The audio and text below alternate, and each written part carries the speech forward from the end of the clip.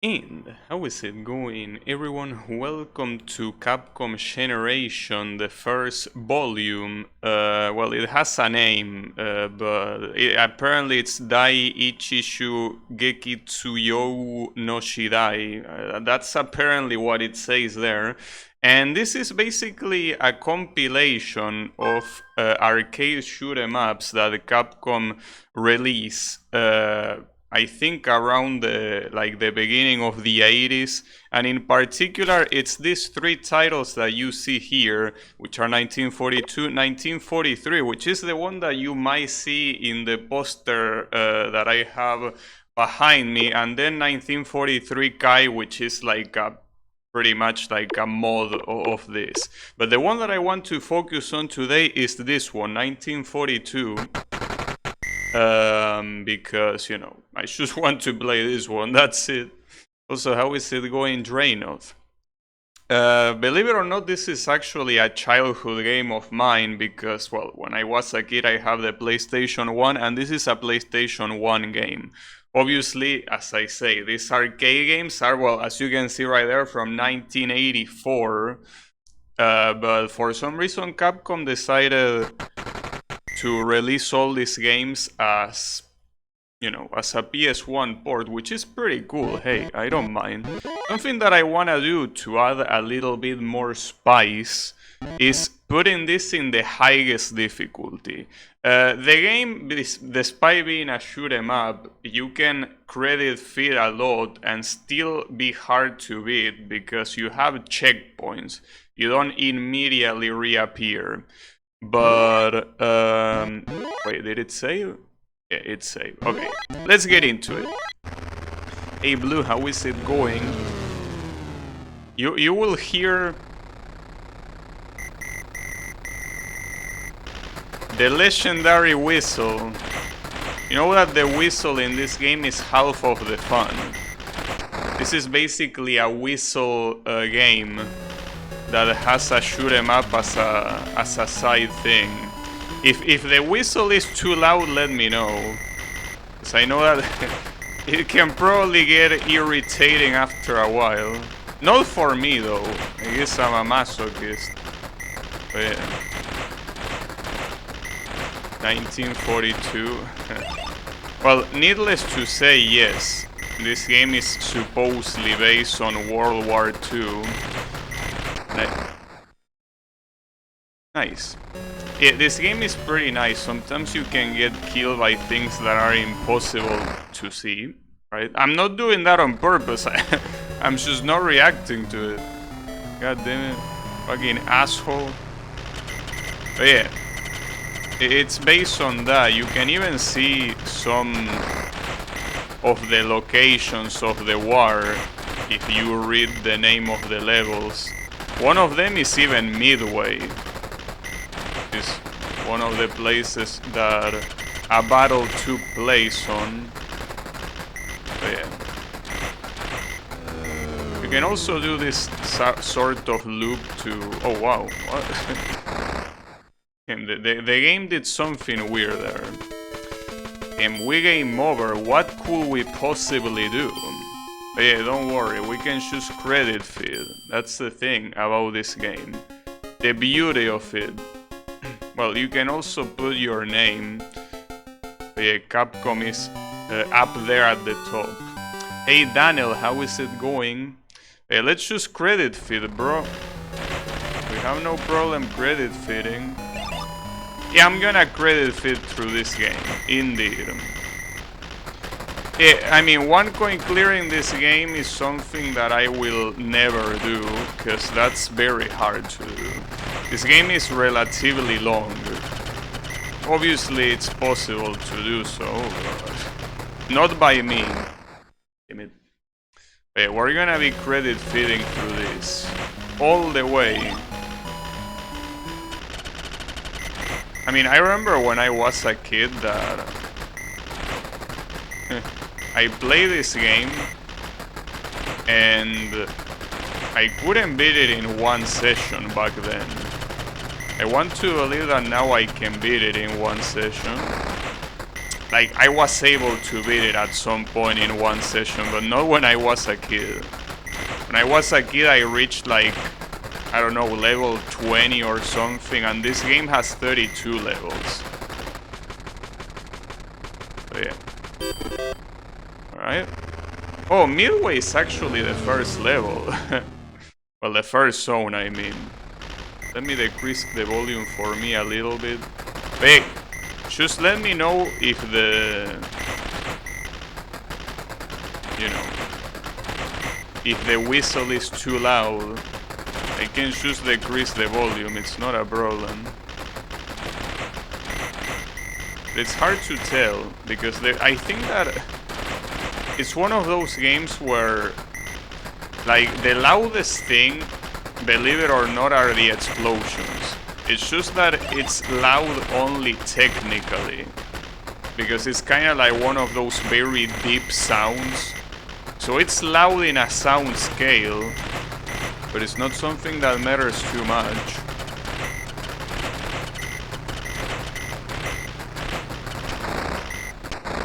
The whistle, on the other hand, is high-pitched, so it obviously matters a lot more. It's alright, nice. Yeah, I always felt like this game is like an adventure, like a very long journey. Very long journey. It was very exciting to try and get to the end, because it's one of those games that, as I say, it's... For being an arcade game, it's a little bit long. Most of these shoot 'em ups usually don't even have that many levels in the first place. But this game does. This one kills everything on the screen, right? Yeah. Oh, and I got the high score. Can't believe that I surpassed Capcom. Are you gonna get a reward, Capcom? Well, you do get a reward for getting first. Which is like a victory little song. That wasn't necessary, but I did it just in case.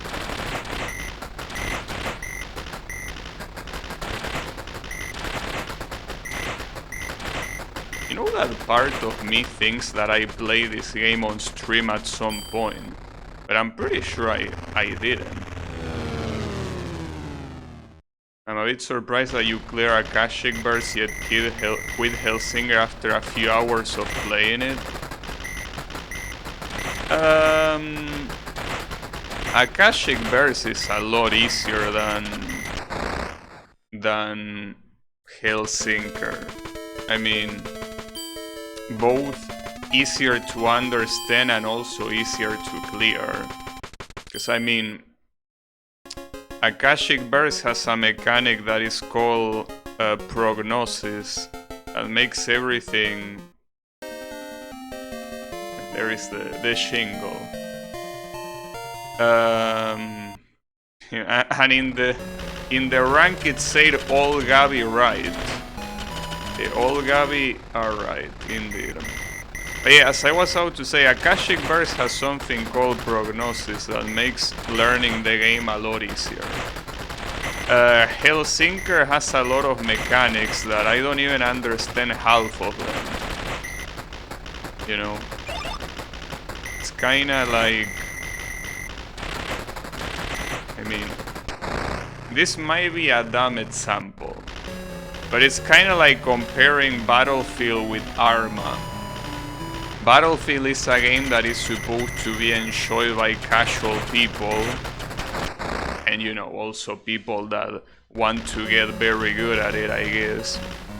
But they are both games that are very different in terms of what they ask. Arma is something that requires a lot more knowledge and practice than Battlefield, that it's a game that you can just hop in, and even if you suck, you can still have fun with it.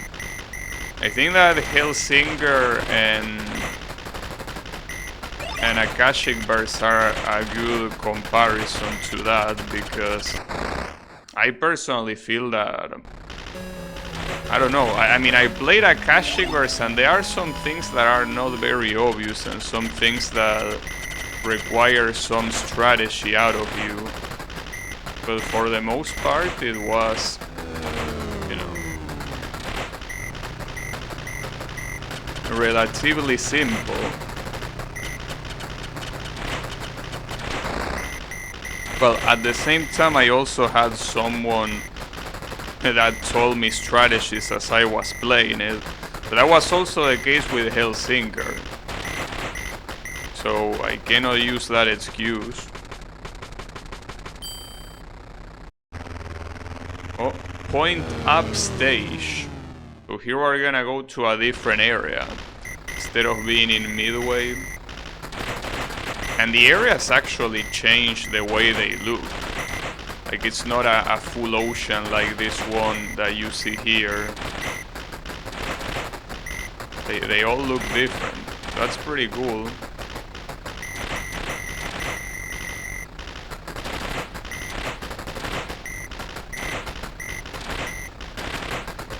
It's nice that you reminded me of Akashic Verse, because that's a game that I could play. I feel again at some point, because I don't think I beat it on the normal difficulty. Didn't I just beat it on the easy difficulty? I think I never beat it on the normal one. Well, I guess that's also another reason why Akashic Verse is easier. The existence of that easy difficulty, you know.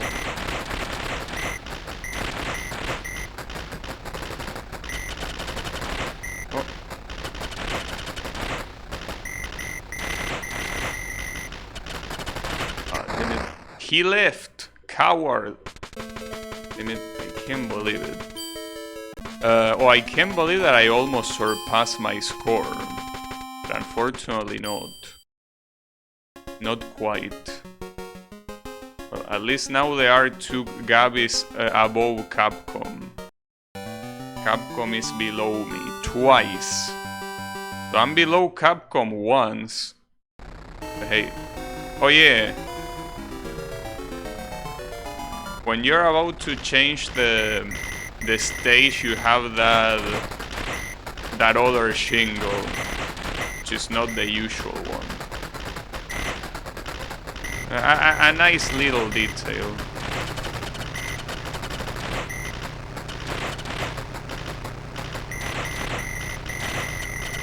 Also, you know what, I think that this game might have been guilty of a couple of things when it comes to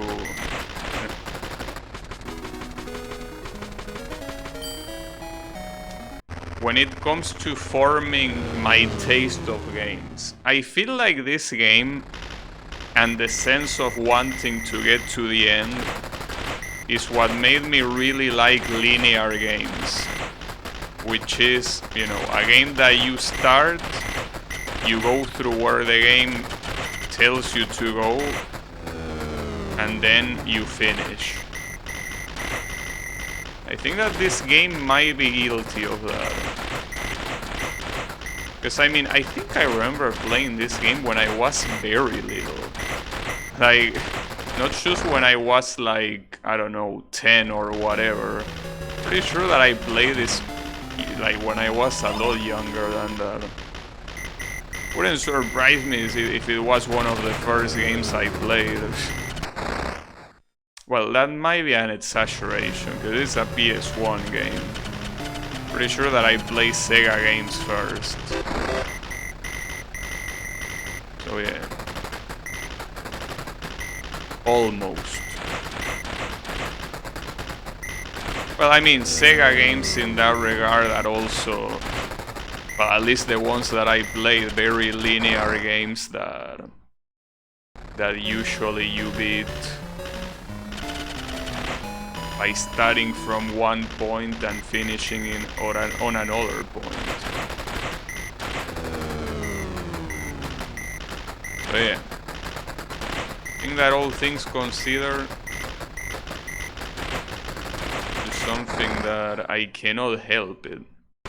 You know that I like how some planes shoot not where you are, but where you're about to be. It's pretty cool. Unless they do it on accident. Also, if you don't get top 5, the game doesn't consider that you are worthy of saying your name. I think this is the only arcade game that I've seen that it does that. Wow, nice. Because there are other arcade games that do have a threshold for when you're gonna show in the ranks. But this one allows you to save your score, but it just doesn't let you put your name. That's the funny part about it. It's like, what are you doing?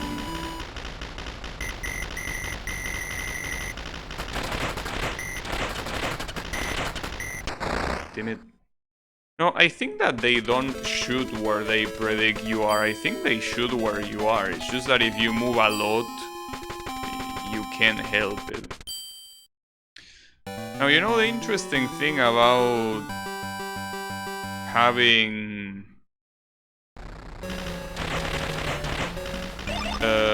this name, 1942, is that a lot of games that are even not Capcom games, for some reason follow this idea of naming the game after a year of World War II. Because, for example, the company Saikyo, right? Which is another company that makes shoot-em-ups, they made games like, you know, 1945 Strikers. But for what I know, they are not related to Capcom. So it seems that Capcom started a trend, as they usually do. Wouldn't be the first time. Well, I don't know, maybe it might have been the first time, because this is this game released in 1984. Obviously with games like Street Fighter 2, they also, you know, basically set a trend. But Street Fighter 2 came after this game, if I'm not mistaken. I mean, it should be. Like, Street Fighter 2 is more close to the 90s. I don't know exactly which year of the 90s. One of the years. When I read the stream title, I thought for a second you were gonna play that Saikyo game. 1945 is also another game that I played in my childhood. Oh, it also has a PS1 version, which is the reason why I played it. I played specifically Strikers 2. 1 and 3 I didn't play them, but I played Strikers 2. It's a cool game. I mean, it's definitely a lot more stoned than this, since for some reason they thought it was a good idea to add monsters and weird shit like that, Transformers, I don't know. They were smoking some good shit. But yeah, in any case, it's a good game. At some point I could play it, I guess. But yeah.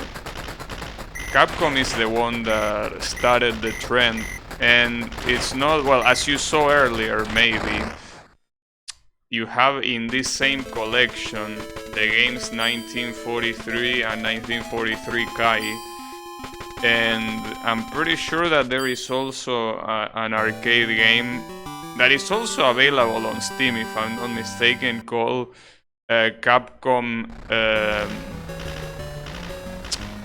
well, Capcom, no, that's not how it's called. It's called 1944 The Loop Master, I think. And it's also made by Capcom. So yeah, they had all the years where Japan entered the world cover. They really do.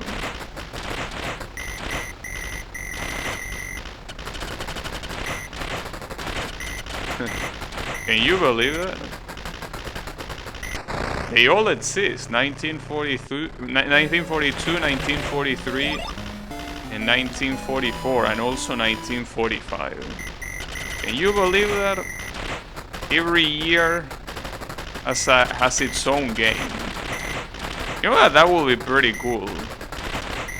That you will have a game named after a year, and every year had a name, had a game tied to it. Even if it's not a shoot 'em up, if it is whatever else, will be cool.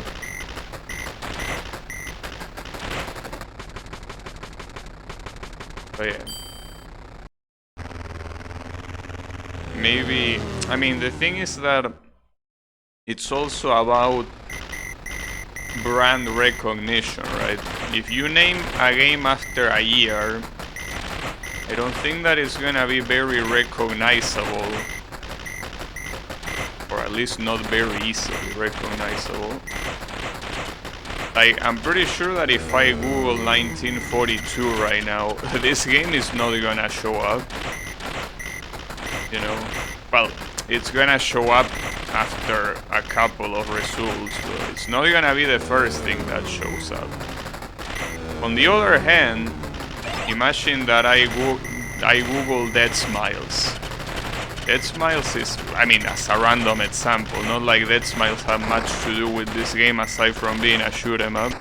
If I Google Dead Smiles, it's gonna show up, that game, you know. Well, I guess you can Google 1942 game, that's true, but I think that's something that will be useful only for years that before video games release. Because let's say that I release a game called 1992. If I Google 1992 game, probably gonna show, I don't know, Mega Man 6. Which, you know, pretty cool, but if I want it to be recognized, it will be a problem. Anyways, how is it going, Wasabi? Yeah, 1942 shoot 'em up will work too. But yeah, the thing is that this game, obviously, since it's made by Capcom and also because it is an arcade classic, like, this is the kind of game that, you know about it, so you know what to Google. But the thing is that, imagine you're an indie developer, and you want to make a game after a year. It's gonna be very hard for recognition to name your game after a year. But I think that doesn't apply only to indie games, you know. It will be a problem regardless.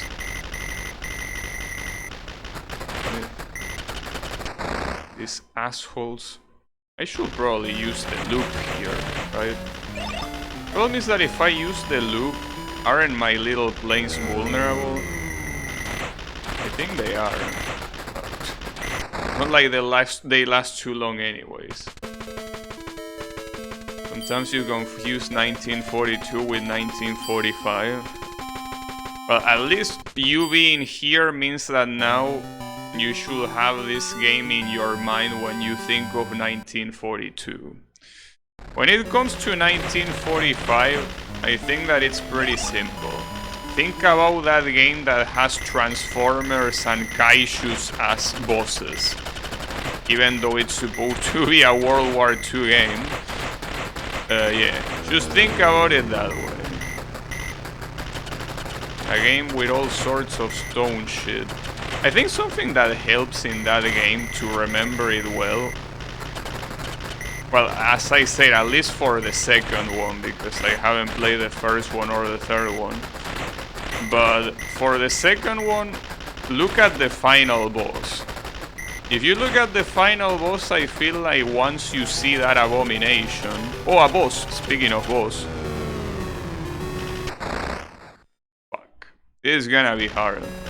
Well, this is the hardest difficulty for a reason, you know.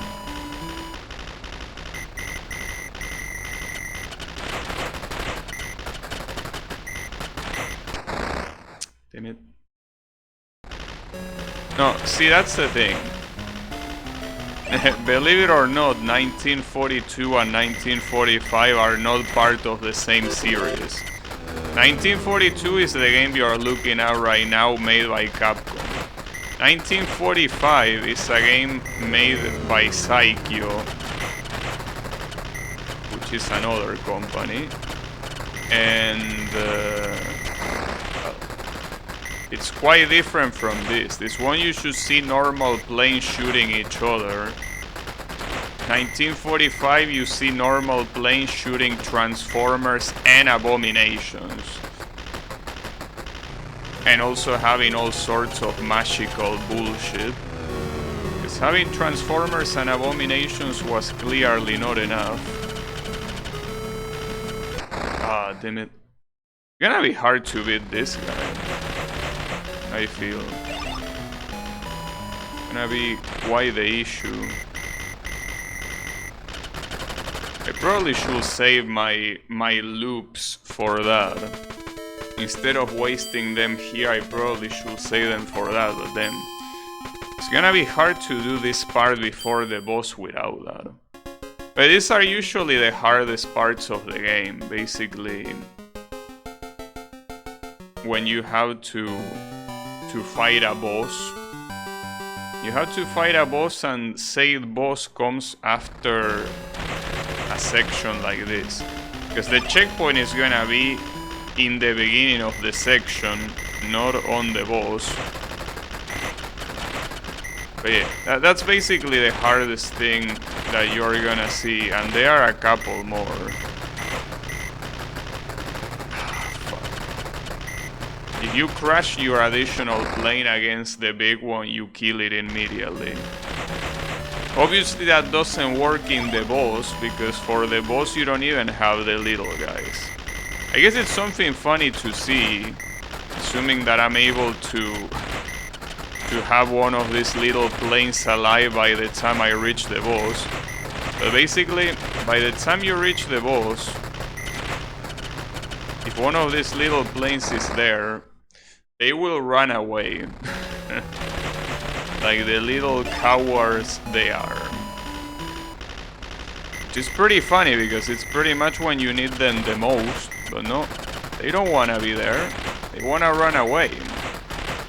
They are little chickens. Wait, there you go, nice.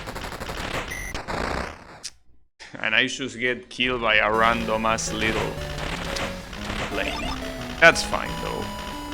Don't worry about it.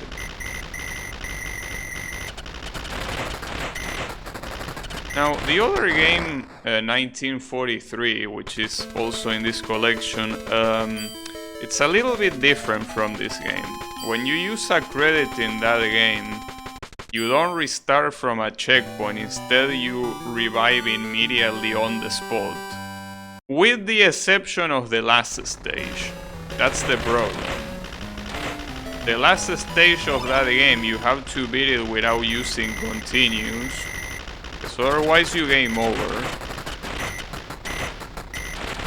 But it's a little bit weird the way the game goes about lives and resources, you know. It's just very, very weird, but hey. It's still a pretty cool game. Just wish that it had the same, like, checkpoint system as this one.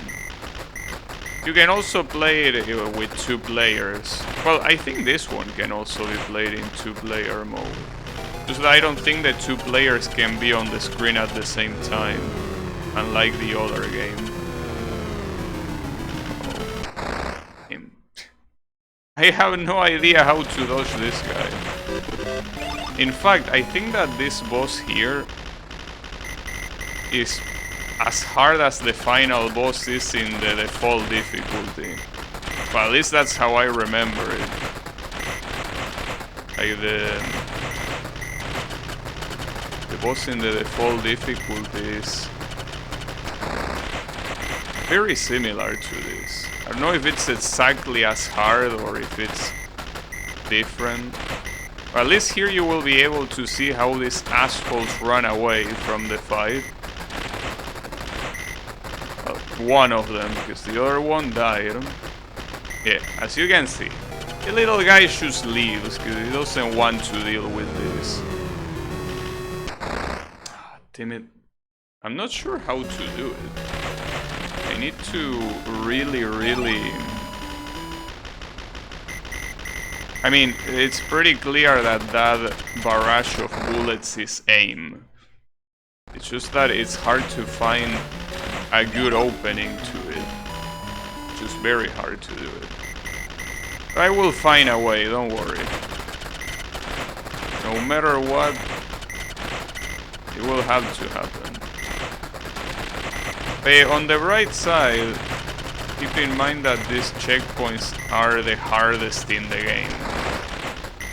Like, believe it or not, most of the other checkpoints of this game are easier. Except for the ones, obviously, where the gimmick is the same, which is fighting a boss. You know? So yeah, might be taking a long time now, but if we can be able, if we can kill this guy, we can advance smoothly. That's the idea, at least. It is. I like how you have the male and the female symbol for some reason. You can put in your name.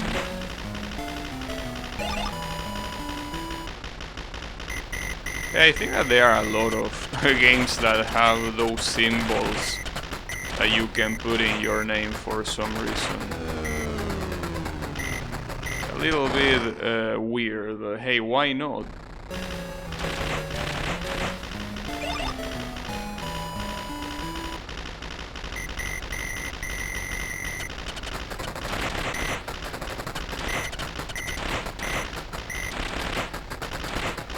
Funny thing here is that the color of the planes basically is used as camouflage with the background,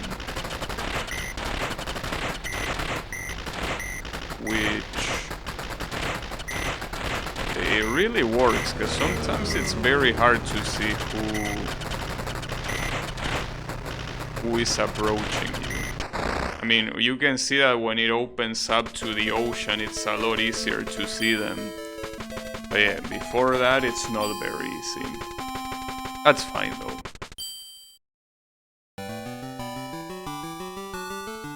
Okay, reserve.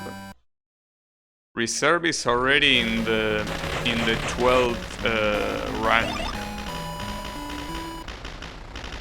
It was in the top 5. We got the rank by me.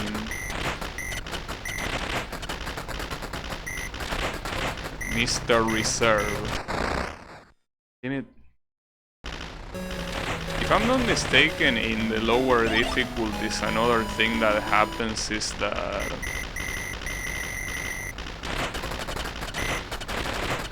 the amount of bullets that you see now are definitely not there. Like, a lot less planes actually shoot at you. Or if they shoot at you, they are the ones that come, like, afterwards. By afterwards, I mean closer to the end of the game. Right, so how do I get rid of this guy?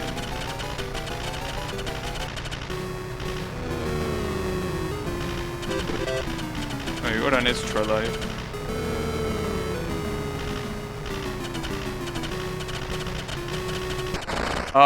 Double KO, no, damn it. At least he went down. He's not immortal. Damn, that was a double KO. What a shame. It's okay. Let's see. At least you know that he can be killed. I'm pretty sure that after that you finish the level. Like, there's nothing after. Well, I mean, nothing inside the level. So the interesting thing is that you get the points in the case of a double KO. So assuming that you were one of those people that likes scoring and shit like that, you could essentially double KO on purpose in some of the bosses to get more score. So I don't know why anyone will want to score in this game. Because the scoring will be already surviving. A 1 coin clearing is already scoring. Ah, damn it. Oh, that's interesting. I die here and the boss theme is playing. I think that's supposed to be a bug. Because the game didn't expect me to die there. Hey, I have a PB. That's always nice. Alright. A PB that starts with 69.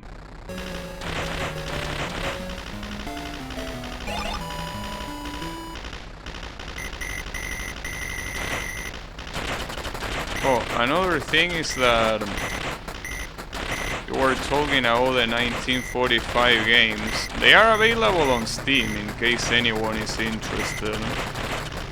I mean, they are also PlayStation 1 games.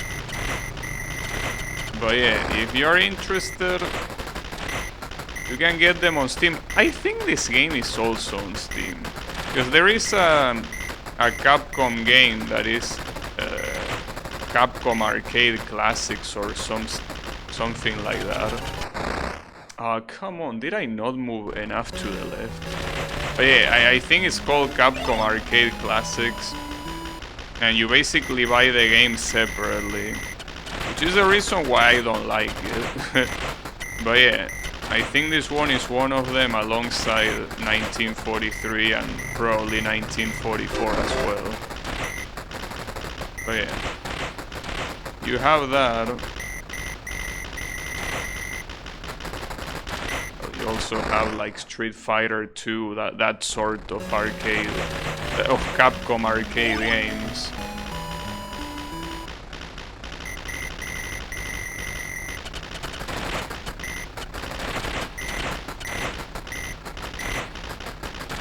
But I'm not sure because I'm not really paying that much attention to it. If the spawn of these guys is random or if it's static.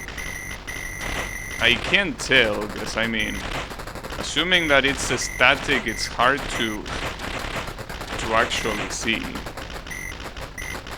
You will need to pay a lot of attention, which I'm not.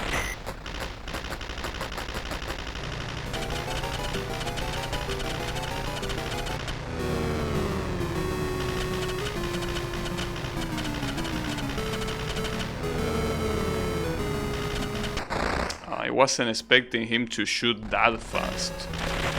He really doesn't care. He doesn't need any time to reload. But I mean, neither do I. But I'm the protagonist. I'm supposed to be overpowered. But that's the funny thing about these games, you know. You are supposedly fighting in a war. It's a war of one man versus a whole army. It's a very interesting concept, right? Your plane is so good that you can just beat an army on your own.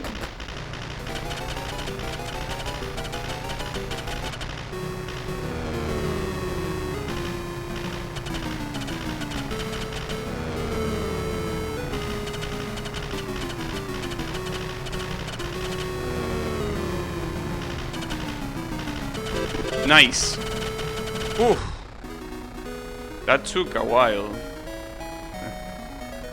But yeah, trust me when I say that this is the hardest thing that the game has to offer. This and the other two bosses, that's basically the hardest. So it's what I'm gonna get stuck in the most. But yeah, don't worry about it. This is planned. Oh, also, every single time you're about to transition to another level, they have like a full ocean stage, as you can see here. Because it kind of symbolizes how you're flying to like a different island or whatever. But yeah, there is that.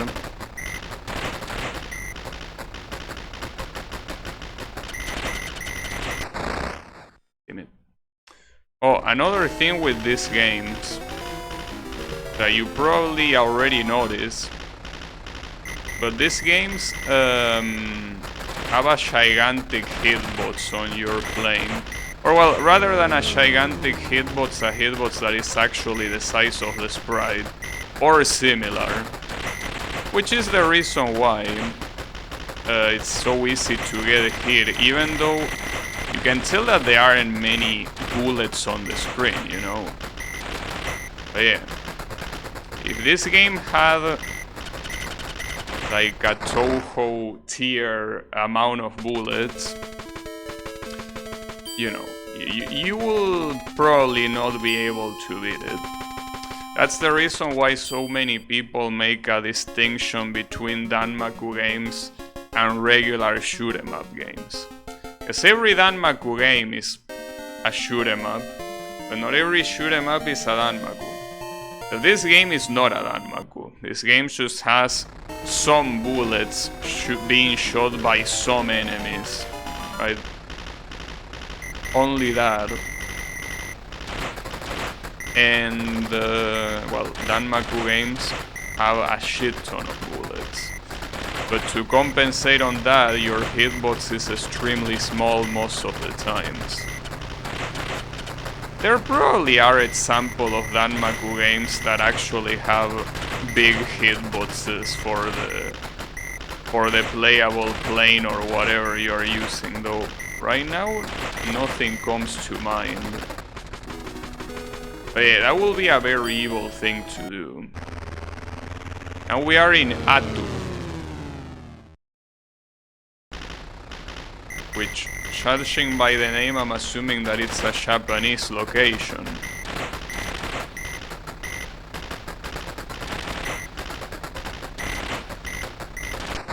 Damn it.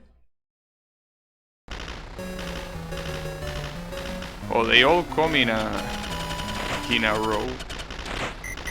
While the shingle at the beginning is sounding, you cannot get shot. Like, it's easier to notice with those type of planes, because even if you get behind them to kill them, they don't shoot you at all. You know that now that I think about it, another game that I like, now that I saw those planes doing like that formation thingy, one game that I will play at some point is Galaga on PlayStation 1. That's another game that I also played when I was a kid. So that game is pretty hard. Like, that game is not a joke.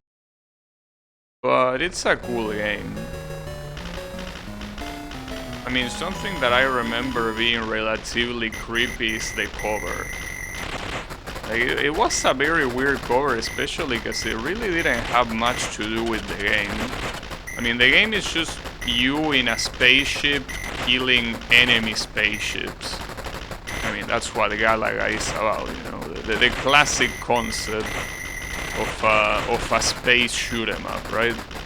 But for some reason, the CD cover of the PlayStation 1 version is like a woman screaming, but screaming with a very, well, I wouldn't say very, but with a quite creepy face. I mean, you can Google it if you're interested. Galaga PS1 cover. It's very weird. I don't really understand why they decided to do that, but hey. Covers back then were wild in general. Like a lot of very hit and miss covers. And that one I will probably consider it a miss. Yeah, it's the way it is. Well, I mean, you probably all know about the classic Mega Man covers. The Mega Man covers featuring like an old guy looking like a moron in Mega Man's costume. Yeah, basically that sort of stuff. So know that those covers are a lot older than the one I'm talking about. The concept is still the same. A cover that is not very fitting at all for the game that it's supposed to be representing. But yeah, it happens. At least this game has a fitting cover. I mean, both the original one that you can see on the right and the collection that basically has a 1, because it's supposed to be the first game of the collection, and the shadow of a plane behind it. I think that in that regard, at least these games don't suffer from that. But some games cannot help it.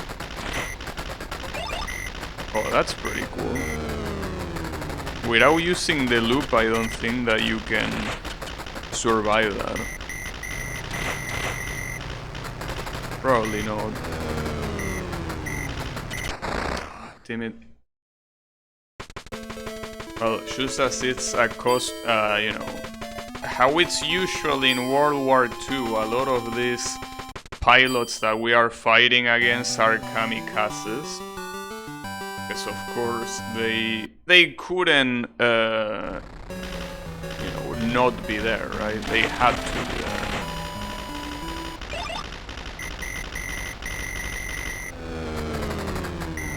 Well, I mean, when you get the little planes to your side, you could use them as kamikazes to beat like these big guys. You always have that.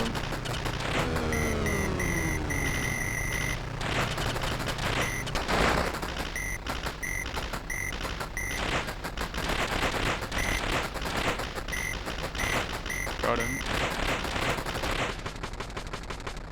Alright, 75, that's not bad. That means that I shoot 3 of every 4 enemies. Not a bad statistic. Speaking of statistics, oh, actually, you know that if you're there, Yami, I would like to ask you, since you're the one that is an electronic engineer. Do you know that I've been having some timeout issues with my graphic drivers and whatever? Thankfully not on stream, but it happened just using the computer regularly.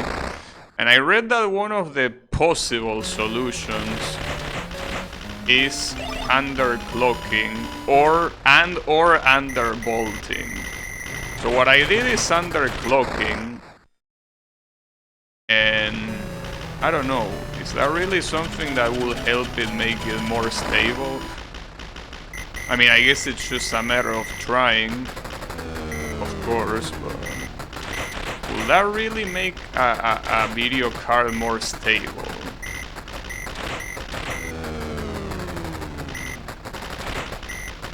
And again, it's not like I super underclock it. I underclock it to the base values.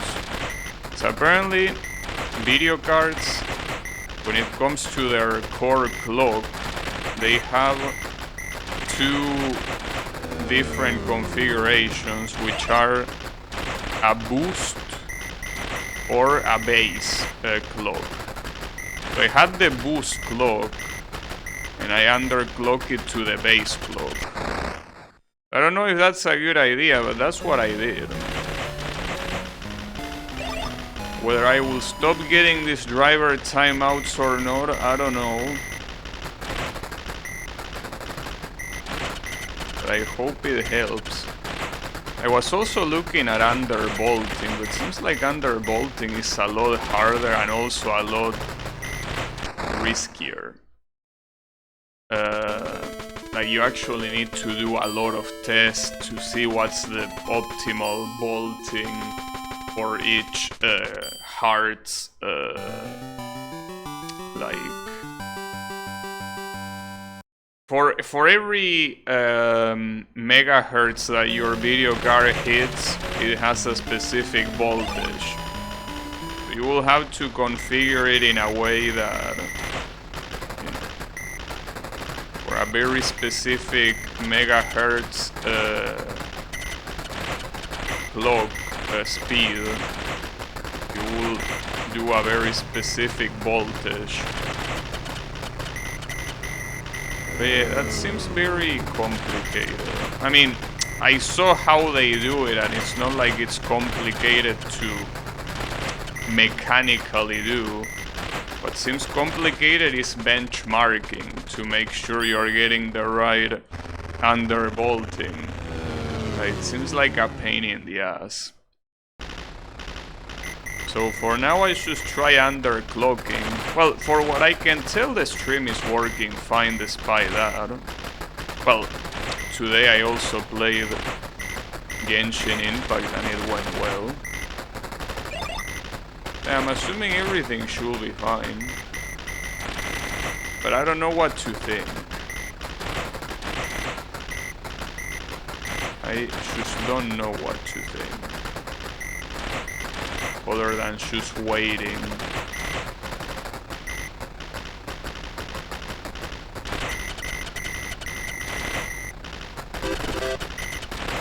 Got an extra life. It's pretty crazy that without a boss section, getting another top score is almost impossible.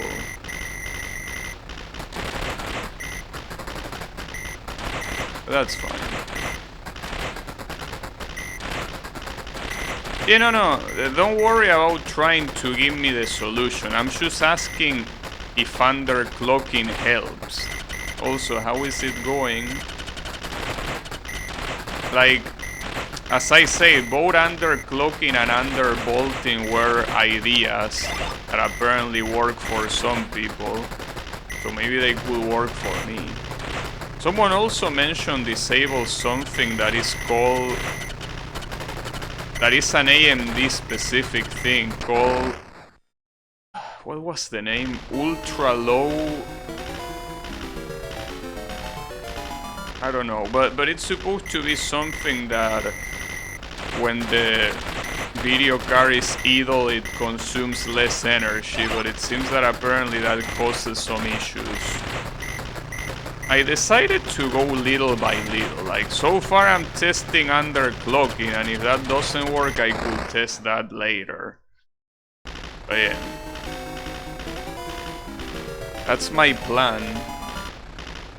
Don't know how well it's gonna work.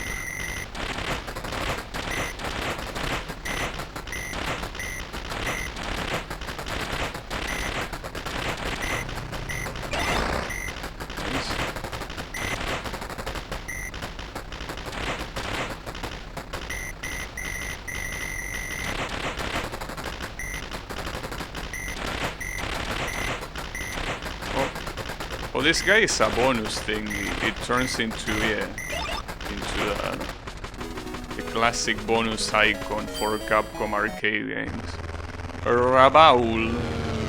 I only seen that problem twice. Once was a defective car, other was driver issue, but I know basically like anything can cause it. Yeah, I know that too. I guess, I don't know. Yeah, that's fine. But yeah, it's basically something that I just need to test a lot of things. Problem is that this cannot be because I have a faulty card. I mean, I've been using this for 3 years and it's only been a problem at the beginning of this one. I mean, well, maybe you could say that it's malfunctioning because it's getting old, but come on, it's 3 fucking years, and it's not like I'm using it for mining bitcoins or whatever. If this is a Capcom thing, does that mean that icon was also in Mega Man? I think it was in Mega Man 11, ironically, which is not really a classic Mega Man game. I don't think it was in the old Mega Man games, at least I don't remember seeing it. But you probably saw them in games like Strider. Strider, I'm pretty sure, also has it. But yeah, Capcom, those type of icons, usually you see them in other games. And yeah, Strider I think is an example. But yeah, you will probably be correct. You gotta... Capcom was really going big by the time this game released.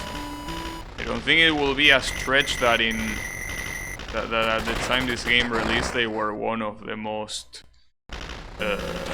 profitable companies. Well, you had companies like Activision that were always also up there. I think Ubisoft as well, though I'm not sure how much Ubisoft in the 80s was relevant. I know that Activision has been relevant since the Atari days. I think that Capcom in the 80s they definitely had their stuff, but I think that it was in the 90s when they really got big with things like Street Fighter. Well, Street Fighter is pretty much the biggest thing that Capcom has from the arcade era. Because obviously if you think about big franchises of Capcom, you have things like Resident Evil or Monster Hunter, but those are not arcade era games. When it comes to arcade era games, I think that the biggest one without a doubt is Street Fighter. Street Fighter is just very big.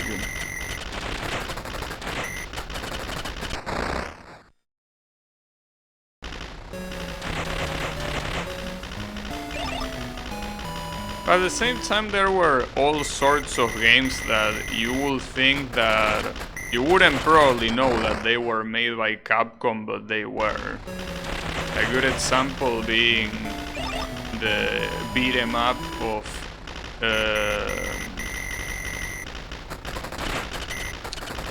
how is this franchise called? Dungeons and Dragons, right? The one that is the RPG thing.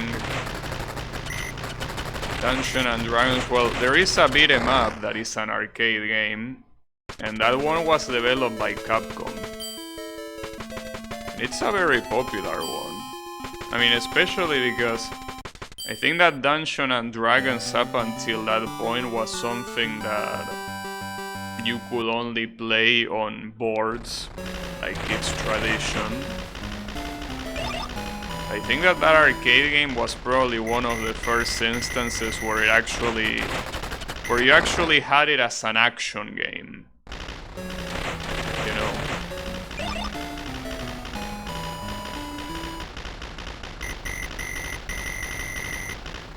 Pretty sure that a lot of people were very excited when that game released.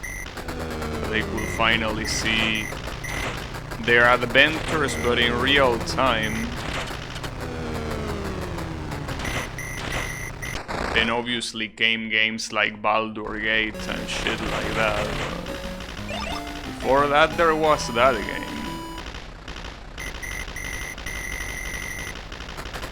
It was none other than Capcom, the one responsible to make it come to life. Also, this stage is quite hard, and it's not even supposed to be a boss stage or anything like that. The mic got fucked so fast that I didn't even get to the ranking. The game just took me to the continue screen right away. Goddamn. It's okay, game. I swear I'm gonna play better. Don't worry about it.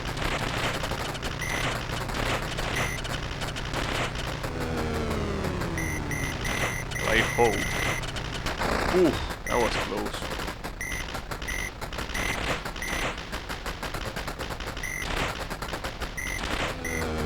That was unnecessary, but just in case. See, I told you. No problem.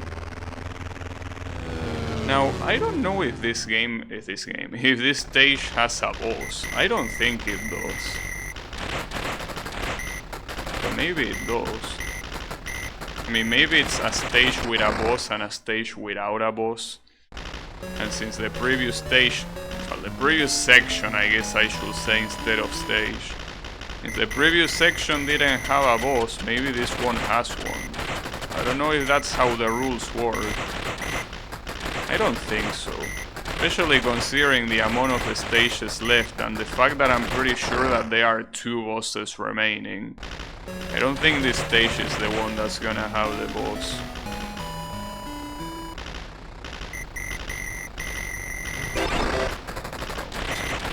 It was a pretty sad explosion.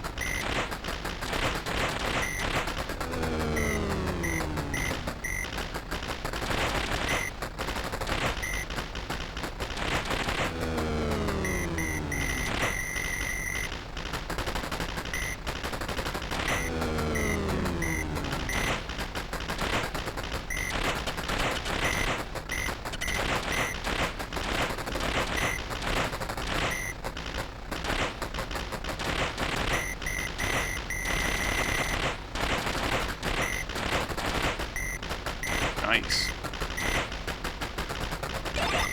Probably should have saved that for longer, but I mean, I was getting shot.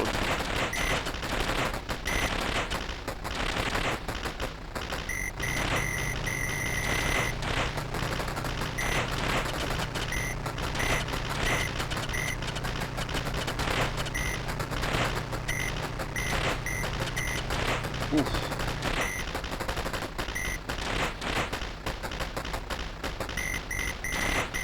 That was some awesome surviving. You can probably get it to happen if you run something stressful like 4 mark. Yeah, but like that's the thing. A lot of people when it comes to underbolting, they don't recommend using testing software, but rather using games to test it. So in my case, I mean, the game that I play that is the most consuming, I guess, is Genshin Impact. But I could run a Wreckfest. Wreckfest is a game that is so resource heavy that I cannot even stream it. So maybe I could try that one.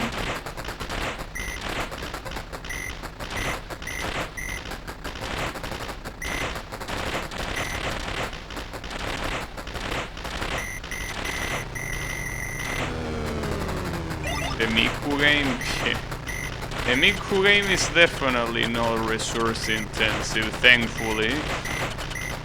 So, you know, no, I think that of the games that I own, Wreckfest is definitely the one that kills my machine the most. But as I said, I think that it's a pain in the ass to test it like that. So that's the reason why I'd rather not do it if I can avoid it. Or just copy someone else's configuration, which is very dangerous to do. But hey, as long as they use the same video card, because every one of those is different depending on the video card. So if I have the same video card, I don't think it should be a problem to copy it.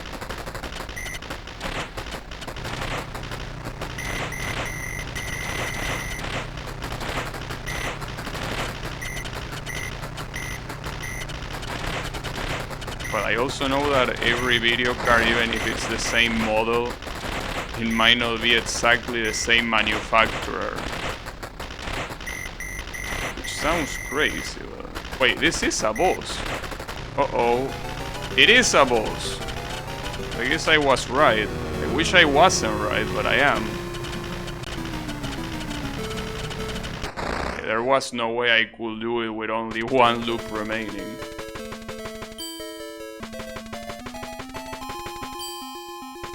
Though, you say it as a joke, but resetting the video card doesn't seem like a bad idea. Because I think that like that might be a problem. I don't know what you're talking about, some songs just make the game freeze for me sometimes.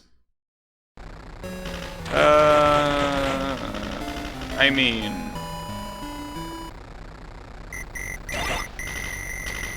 Maybe that's the case, but it's not particularly resource intensive as a game like Wreckfest, you know. Wreckfest is a game that every car has like a damage model and a lot of polygons. How to read that? Well, that's simple, you don't. No, I mean that attack is aim. Like you see a lot of bullets, but it's an aim attack essentially. That bullet vomit is something that... I mean, I will show you, well, I obviously will have to show you why, because otherwise I won't be able to continue with the game, but you will see the strategy, because I'm pretty sure this boss is exactly the same as the previous one. And it probably every boss is gonna be like that. And that's again because I'm in the highest difficulty. If it wasn't the highest difficulty, they will progressively get harder. Because we're in harder difficulty, all of them are gonna be just as hard, probably. So the strategy is... These guys allow me to show you, and if I can actually do it. So first of all, you deal a lot of damage here. Right? You try dodging the first wave, and then when he's all the way down, you use the loop and dodge the rest. Keep dodging until he goes down again, do the loop again, and you do that. That's a problem. I shouldn't have done that. Wow, I dodged regardless. Nice, I'm sick. I'm so good. That wasn't the idea at the end, but it worked. That's how you do it, Daniel. Nice. Nice, nice. Damn, that boss went down a lot faster than the previous one. It's cool, it's just a fuck problem, so much work to figure out if you only have one computer and or spend hours on it. Yeah. Yeah, I know. It's really a pain in the ass. And the thing is that, I mean, Kyle says that it doesn't happen with Nvidia video cards, which might be true, but I think that wasting that much money for something that is not even guaranteed, like I might as well play the lottery, you know?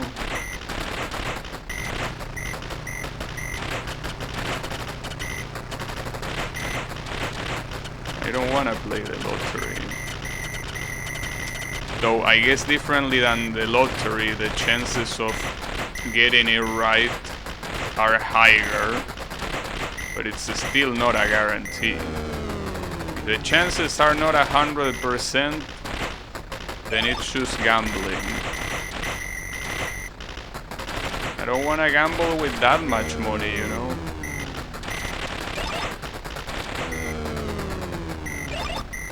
Oh, I missed the bonus thingy from the plane. Well, at least I got the high score again. That's always cool.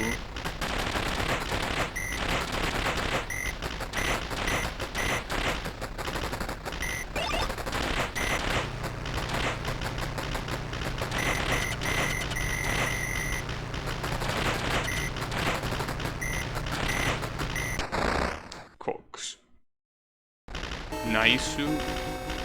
It was pretty nice. That boss fight.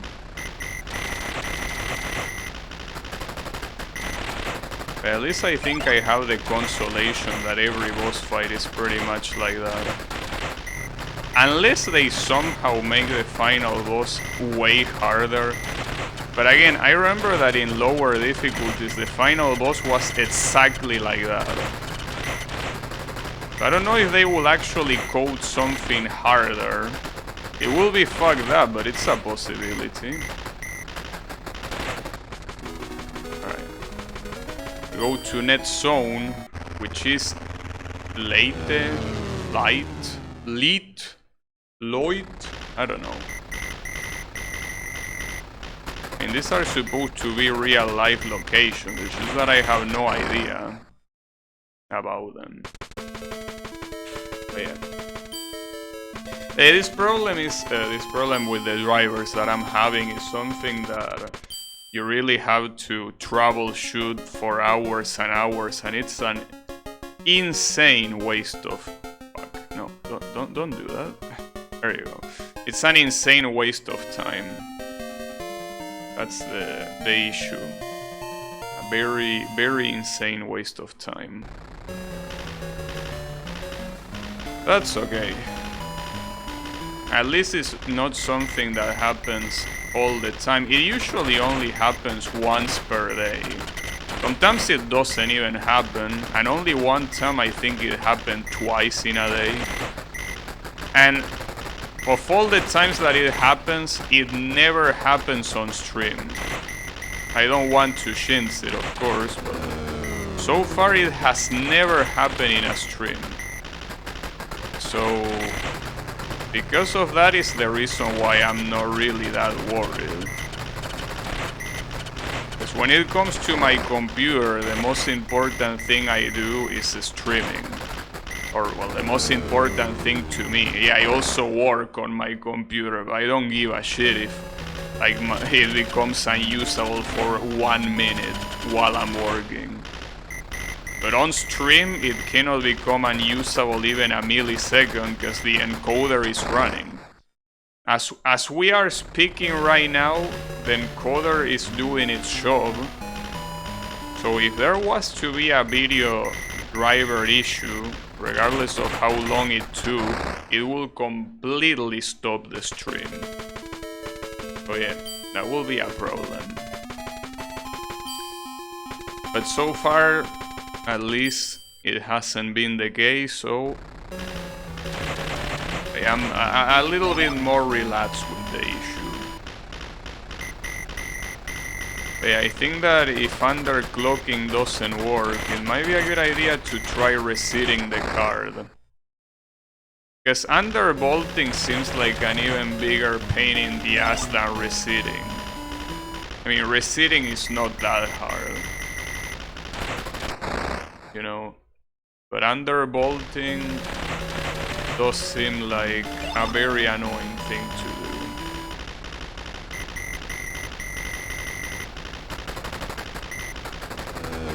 And these slow planes are an absolute pain in the ass, because they don't stop following you. They really, really want your attention. They are attention-starved little bitches. You gotta be careful. I mean, if they were fast, it would be easier, probably, but they are not fast.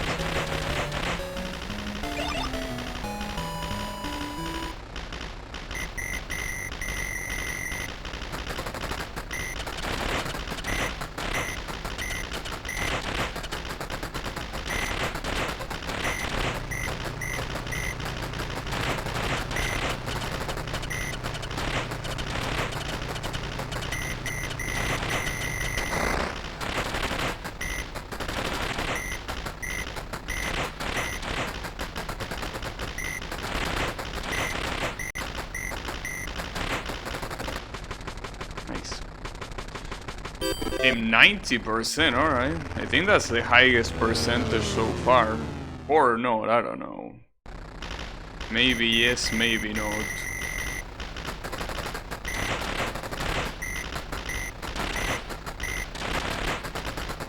Oh, what was this? Oh, an extra life? Yeah. Oh, another thing that Wasabi was saying about Capcom symbols being in other games. That POW symbol that you see here that is to represent different power-ups, it's something that is also on Strider. The game Strider Hero, right? That game... Well, I think the game is called Strider. Strider Hero is the name of the protagonist. But yes, Strider is one of those games that does have power items as well as this game. And it's of course a Capcom game.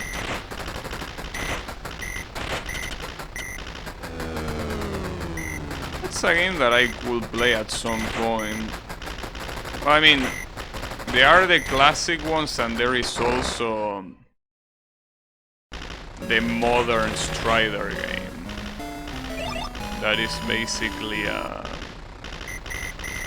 like a very regular platforming game, nothing out of the ordinary. It's cool though. I played it because it was free on PlayStation Plus. I played on my PS4 some time ago.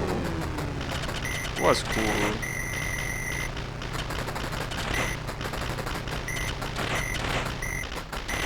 But yeah, nothing really out of the ordinary. But yeah, obviously not bad either. Pretty cool game for what it was.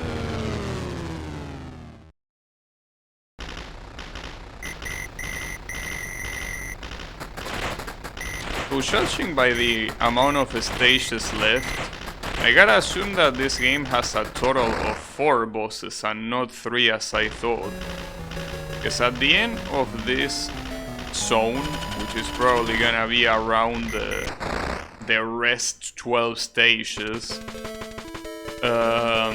there's not gonna be a boss. On the next section there's gonna be one, and that's probably gonna end at 8. And then on the next one there is none, and it will finish close to 4. And on the next one it's the final one that has the final boss. So I think that there might be 2 more bosses remaining. Hopefully they are exactly the same as the previous one, and they are not actually harder.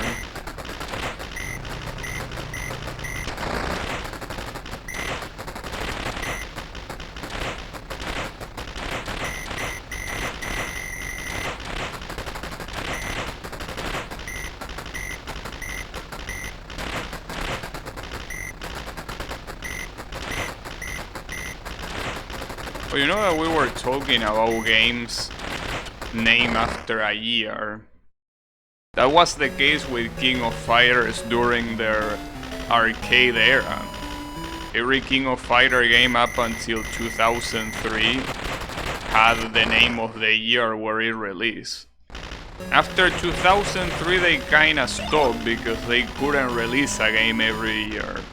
So instead they, you know, started naming them after, well, the game count in the franchise.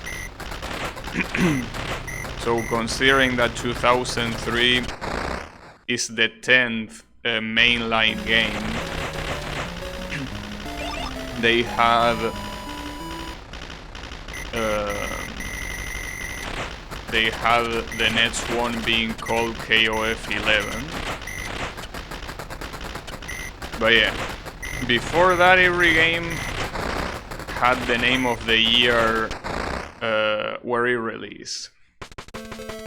Yeah, KOF 11 did not come out on 2011. That is true. It did not. So it's funny to view it that way because KOF 11 released before the year 2011. But KOF 14 released after the year 2014, and obviously so did KOF 15. And assuming that King of Fighters is still alive for 100 more years, you know, we will also have the, I don't know, KOF 30 being released before the year 2130. Can you believe that? Hey, I don't know if King of Fighters is gonna survive that much. Not particularly a very popular game, and the only reason why it survives is because it's quite literally funded by oil money. So they kinda have like an infinite amount of money.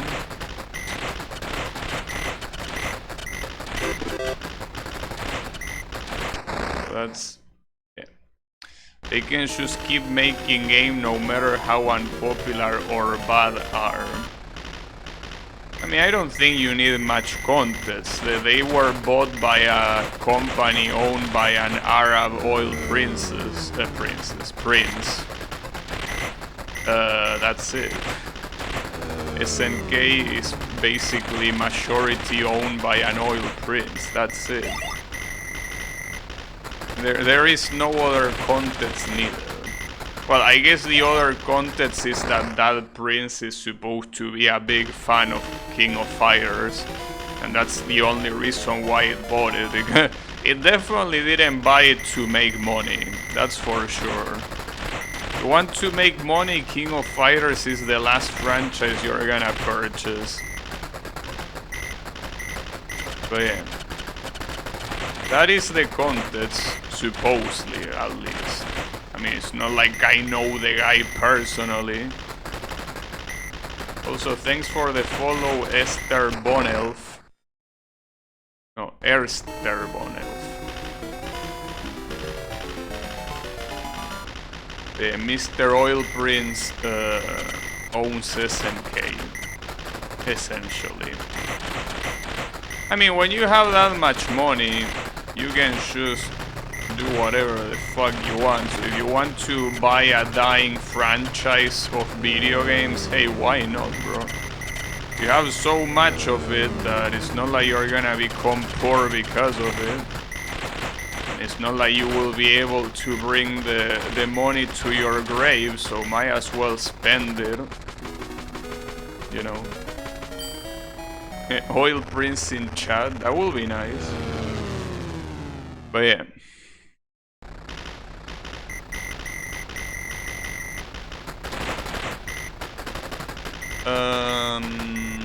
Well, on the bright side, because of that,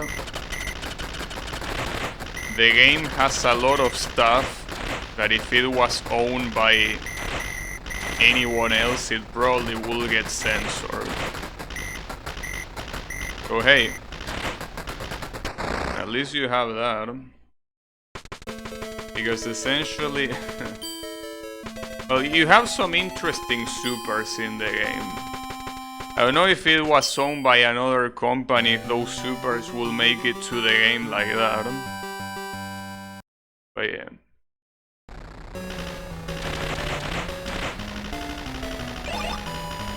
If you're interested, search Luong level 3 super KOF 15.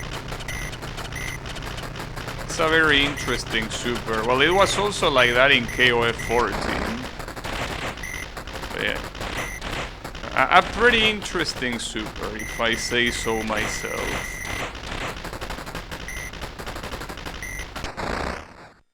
Well, you also have things like Yuri Super, well, and Mice Existence, essentially, as a character.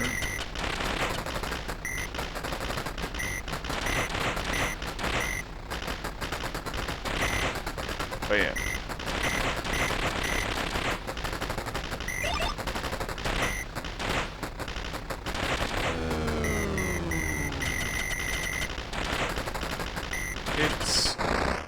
It's nice. Shame the game is a little bit too expensive. But essentially almost every fighting game is very expensive. They just don't learn their lesson. Except for Idol Showdown. You know, you wanna play a fighting game for free? You have Idol Showdown. A fighting game about VTubers. Pretty interesting fighting game too. But yeah. It's free. 100% free. I don't think it has that many people playing it though, but hey, it's there. It's an option.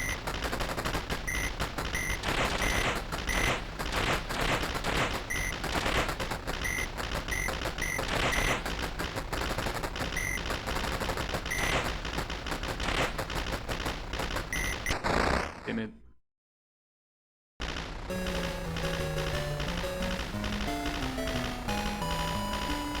I think the next stage is most likely the one that's gonna have the boss. I should get mentally prepared.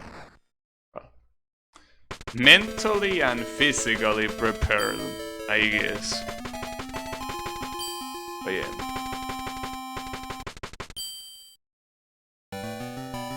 All Gabi. Then the very first score that I got is all the way down to the 19th rank. Nice. Very cool. Fuck. That's not very cool. At least I can bully this guy because he cannot shoot me at the beginning.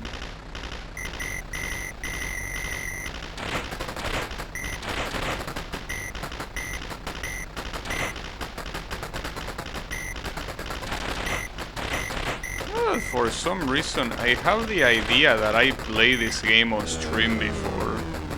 I think I never played this game on stream. I have like the weird feeling of me playing this game on stream before. It's definitely not the case, I think.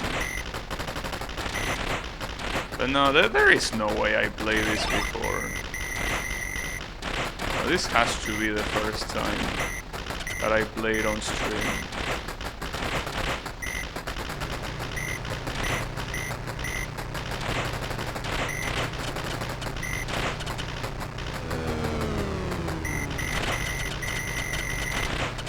But I have the fear that it might not be the next level, but this one.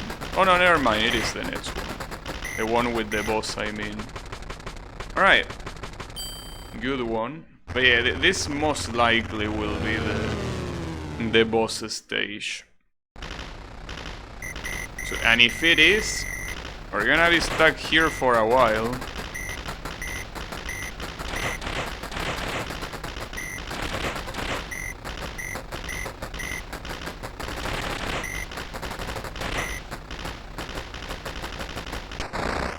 Damn it. At least the good thing is that when you don't die close to the end of the level, you pretty much skip enemies. Like that row of 5 planes, you don't have to fight them again. That's the reason why the game, when you reach the end of the stage, it actually forces you into a checkpoint. So otherwise it will be quite easy. Quite easy. It will still munch credits like no other. But hey, at least it will make beating it a little bit harder.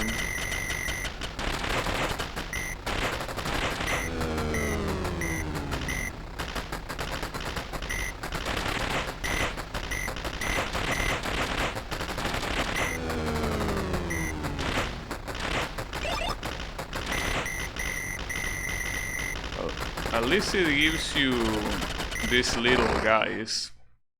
So in this particular case, I would have preferred if they give you the screen nuke, because here you get attacked by 5 planes. That's a little bit hard to deal with. A little bit.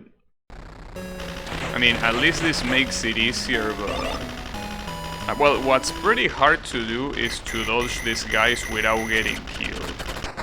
Or, well, without getting killed, yes, but I mean without the little guys getting killed. But yeah, we're probably gonna be stuck in this checkpoint for a while, just like with that one on the first zone. We got stuck for quite a while. But that's fine.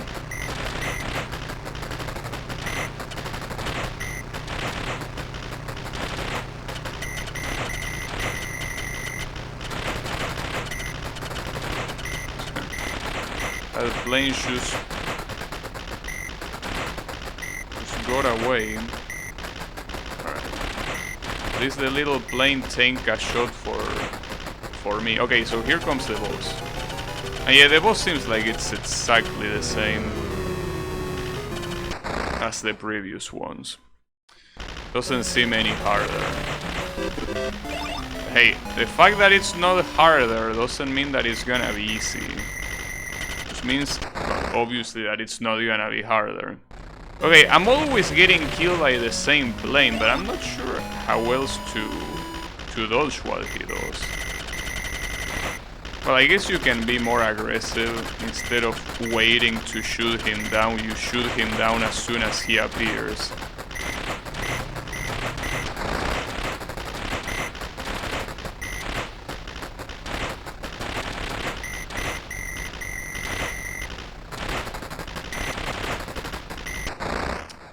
Cox.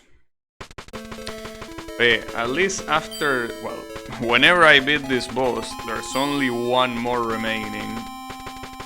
And that's it. But yeah. We need to get there first.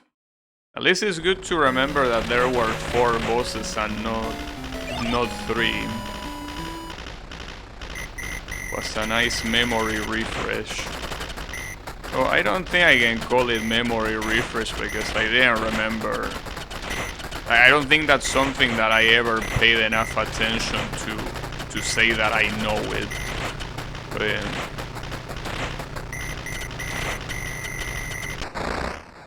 Damn it.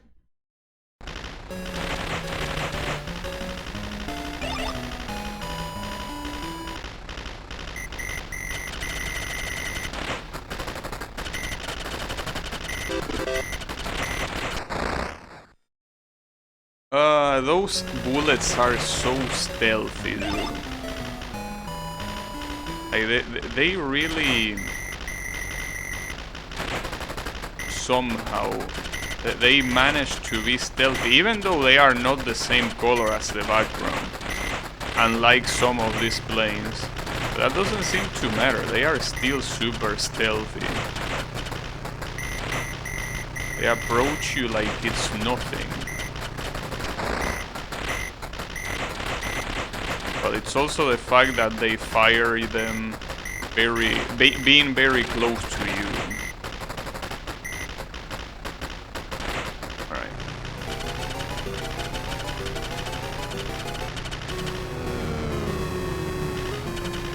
Ooh, that was close!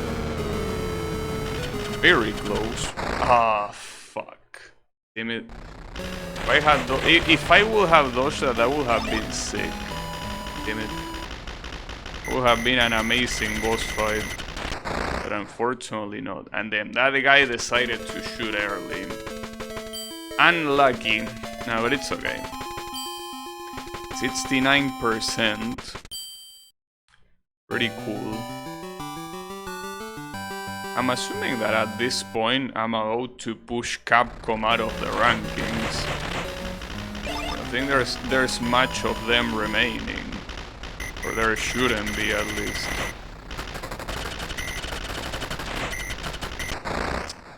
Wasn't expecting that guy from the left. I have a feeling that some of these are actually random. Some of these enemies are definitely... I don't remember that guy spawning there last time. Or maybe... No, but see, like last time there were 3, now there are 2. Like, they definitely feel random at least. Damn it.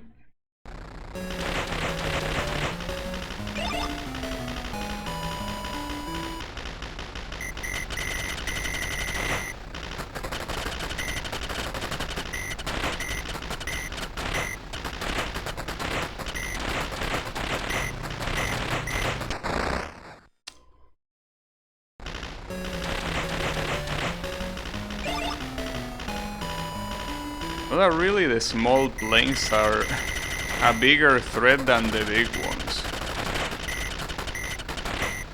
Like, the big ones are not really that, well, except for the boss, I guess. But aside from the boss, it's the small planes that are hard to avoid.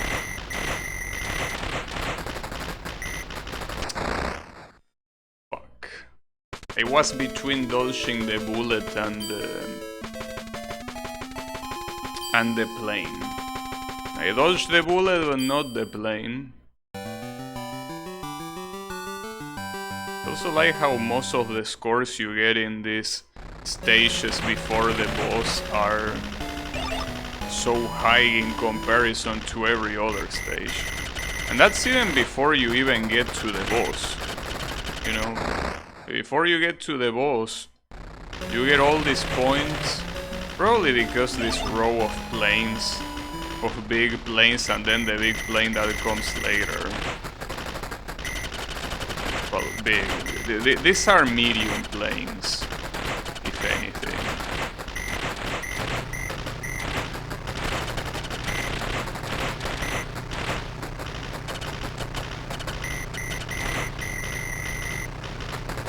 Now, something that I'm using right now is obviously the auto shot. And maybe in some of these, considering that I think that there can only be 3 projectiles on the screen at the same time, maybe better to manually shot. I'm not sure. It might be a better alternative.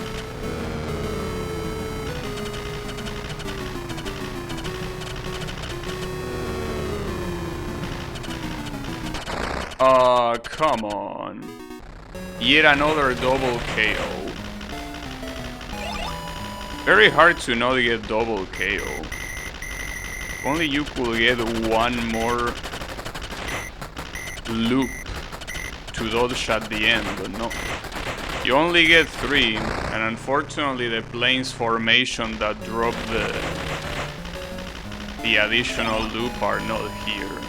At least you get the additional planes, which is something very useful, I guess, but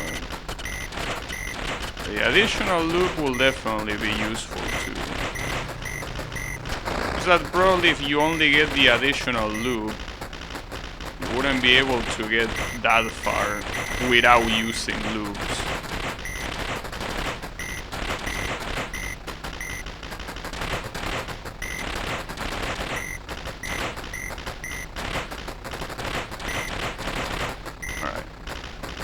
This little guy is gonna leave. Damn chicken.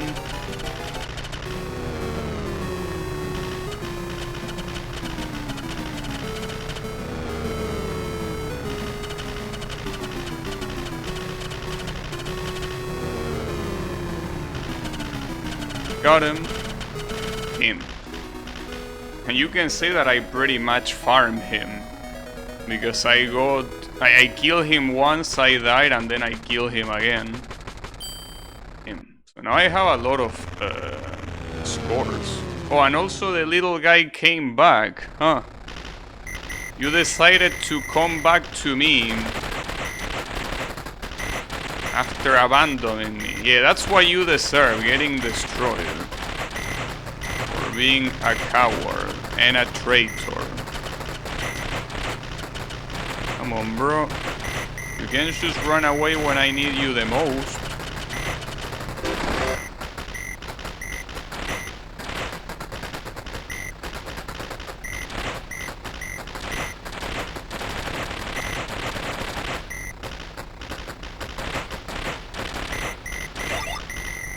Well, that's the plane formation that gives you the additional loop.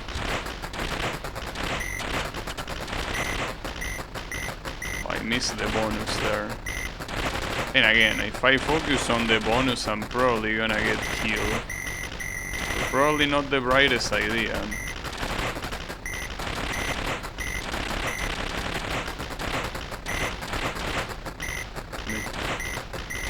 I cannot kill any plane formation. Well, any of the red planes, I mean. The other ones, they just go... Huh! Very nice! Very cool. Coming out of nowhere. Completely unreactable. Very beautiful, if you ask me.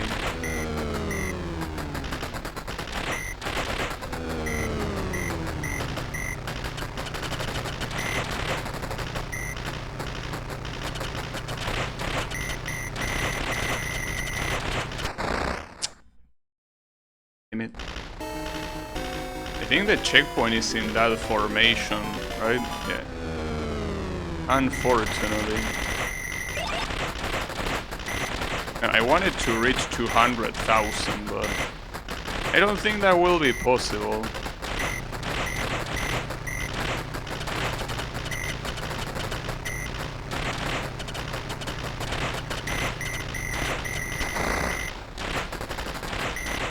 It depends how much I can survive. It's a little bit hard right now.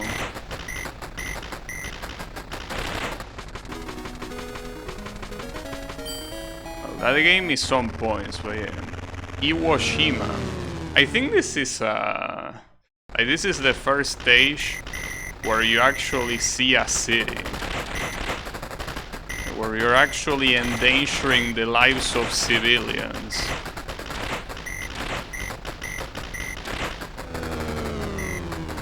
I don't remember if it was this level or the next one. Well, this section or the next one. Damn it, that's a shame. I almost reached 200,000, but it wasn't quite enough.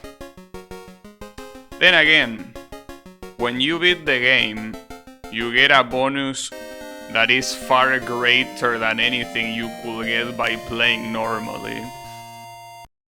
So it's not like it particularly matters, but hey.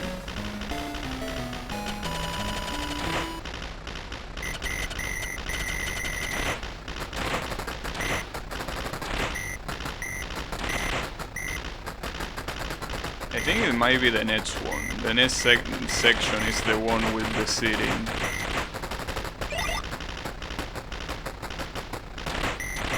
Which very fittingly is the last one. Hey, don't worry, the bombs are not gonna be dropped. Well, not until 1945 at least, but hey, there are 3 years for that to happen, so yeah, don't worry, it's not gonna be in this game. So I played 1945 and there really weren't bombs. As I say, they were transformers and all sorts of abominations. They will probably look, make the bomb look like kids play. And that actually made me want to play that game. I think that it wouldn't be fitting if I play those games before I play 1943 and 1944. Because I don't really feel like playing either of those games. But hey, just remember that 1943 is always in this stream. Right behind me, right there. That one. We always have that one in there. But yeah. Still can't believe that I was able to find a 1943 frame. Very hard to believe, yeah. But it happened. Well, I mean, it's also something that you could do yourself, but I'm not particularly the best at doing art, much less physical art. So yeah.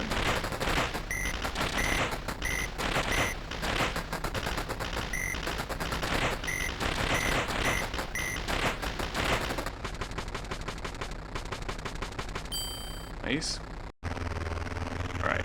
Only 7 stages remaining. We're getting closer. Closer to the end.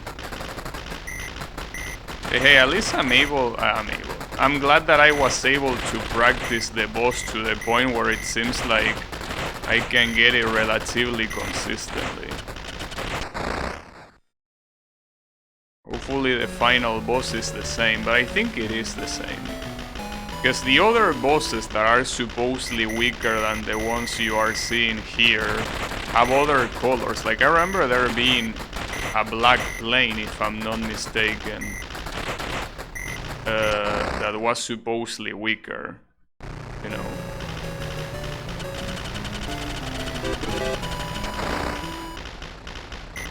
So yeah, I think the final boss is just gonna be the exact same as the previous bosses. Only on this difficulty.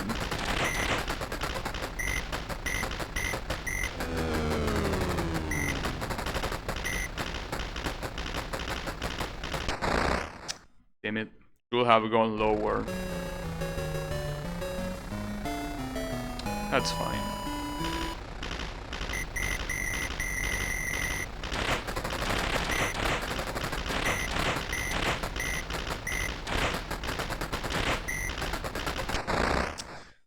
I also should have gone lower there.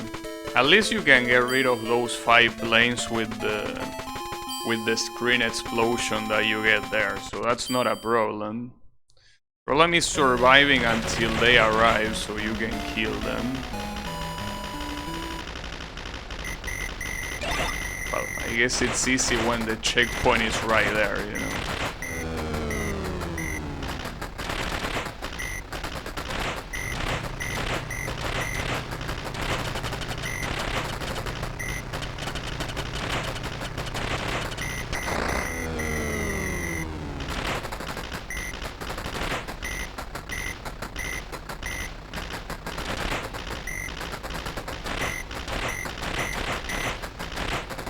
Nice.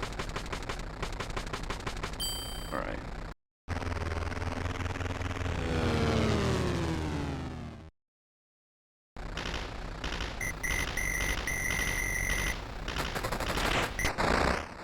Damn. The planes are getting quite fast right now. A little bit fast.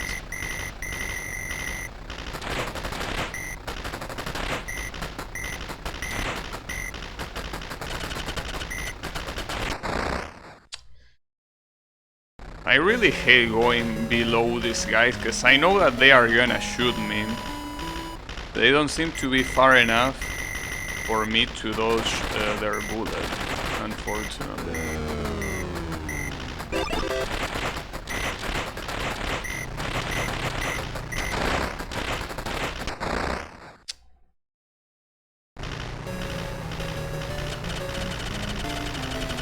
I always like the way the big planes look like in this game. They have a very nice aesthetic. I mean, I like it more than the actual playable plane. I mean, the playable plane looks super weird. I think that it is supposed to be a real life plane, but it's just a weird one. Also, Capcom is still in the ranks. I don't know what's the lowest rank allowed. Maybe it's 25 or 30. Capcom is in the top 20, so I don't think we can completely remove Capcom from the leaderboards today. It will be cool.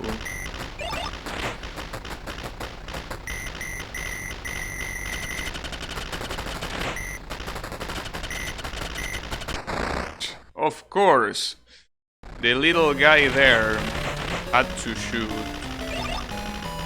He really had to do it.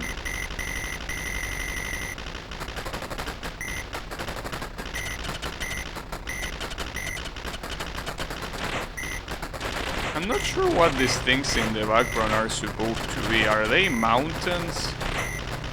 They are some very weird looking mountains. Right? I mean, what else? Well, maybe they are plantations, actually. Just that they also look weird if they are supposed to be plantations. Yeah, I'm not sure what they are. I guess they kinda look like plantations, and it will make sense considering that what comes next is the city, but... I think that if you wanted to do plantations, there are better ways of doing them, that's for sure. At least make them more recognizable. Nice. I didn't even see that guy. Not just because it came out of nowhere, but also because it was the same color as the background. Pretty cool. Alright. That's fine.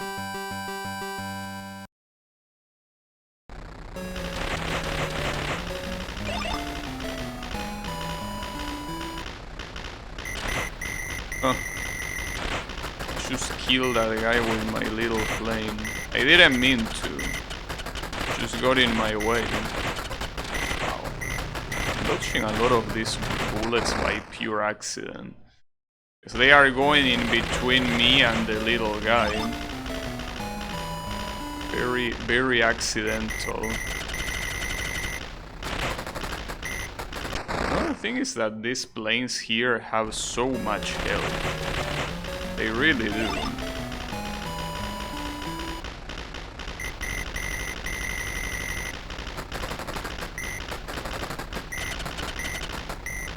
Considering there is 5 of them, I mean.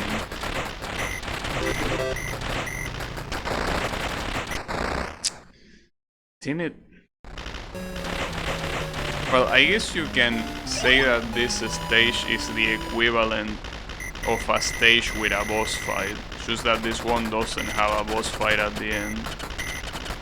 It's basically the second to last stage before the section ends.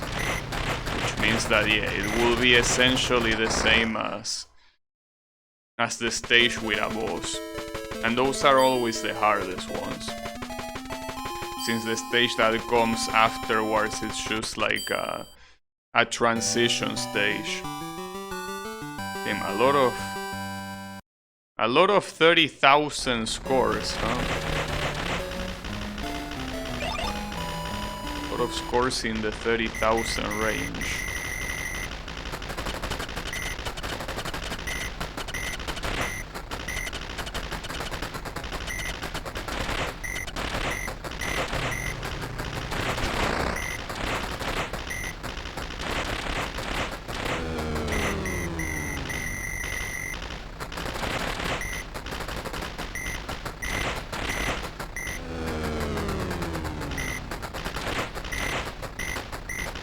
Come on, come on.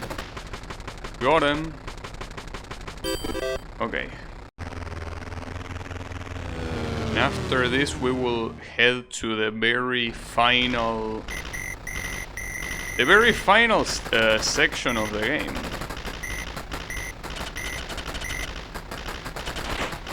To the city. Where millions are probably gonna die. I mean, it's not like we are shooting at the civilians, but we are shooting down planes that are falling to the ground.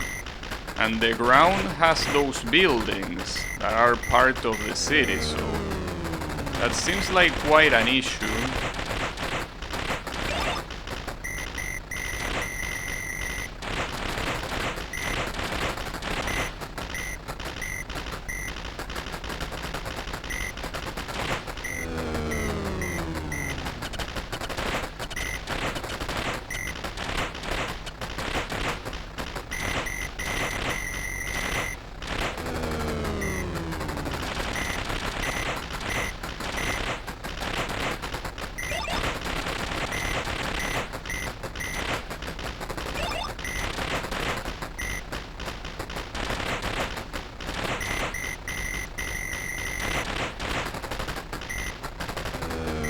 I'm out of loot.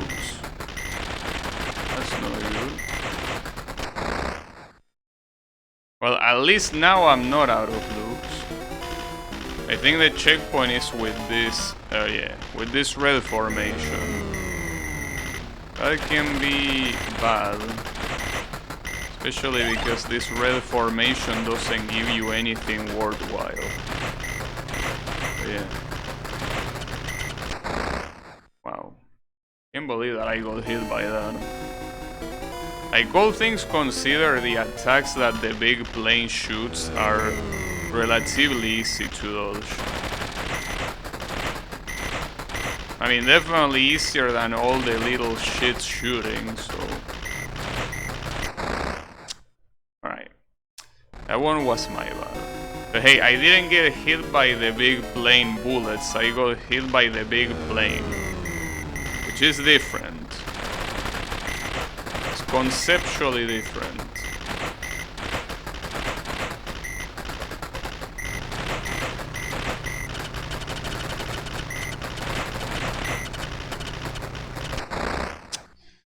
And just as I say that, I get killed by the bullets of the big plane.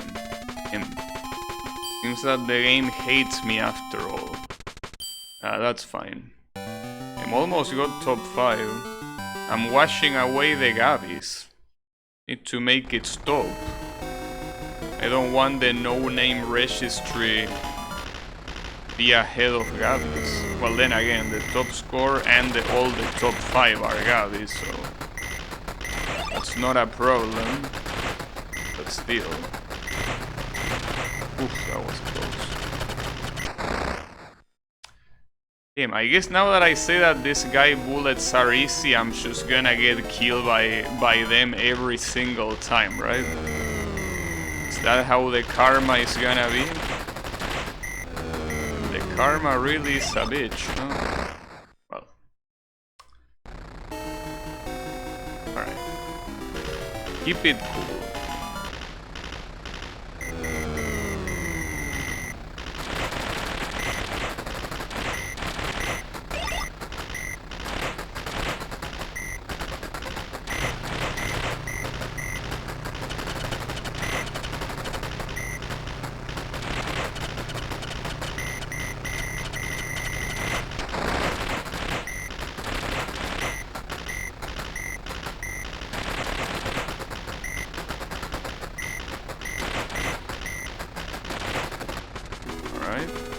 So on to the very final section. Damn, it's in Okinawa? I didn't remember that. I guess it makes sense that you see a city after all. And but that's fucked up. I can't believe that these guys got away with making a real life location part of a game about World War II with an actual city. As you can tell, that's supposed to be a city. The city of Okinawa. Can you believe that? Though something that I'm not sure of. Like at some point I was sure, but then I read something that made me not so sure. If this game is supposed to be from the perspective of the Axis or the Allies. Like at first I was sure that it was made from the perspective of the Axis, that like they repel like the people that were attacking or whatever, and that Japan wins, considering that it's a Japanese game. But then I read that it probably is the opposite, but I'm not sure. I don't know. I guess anything is possible after all.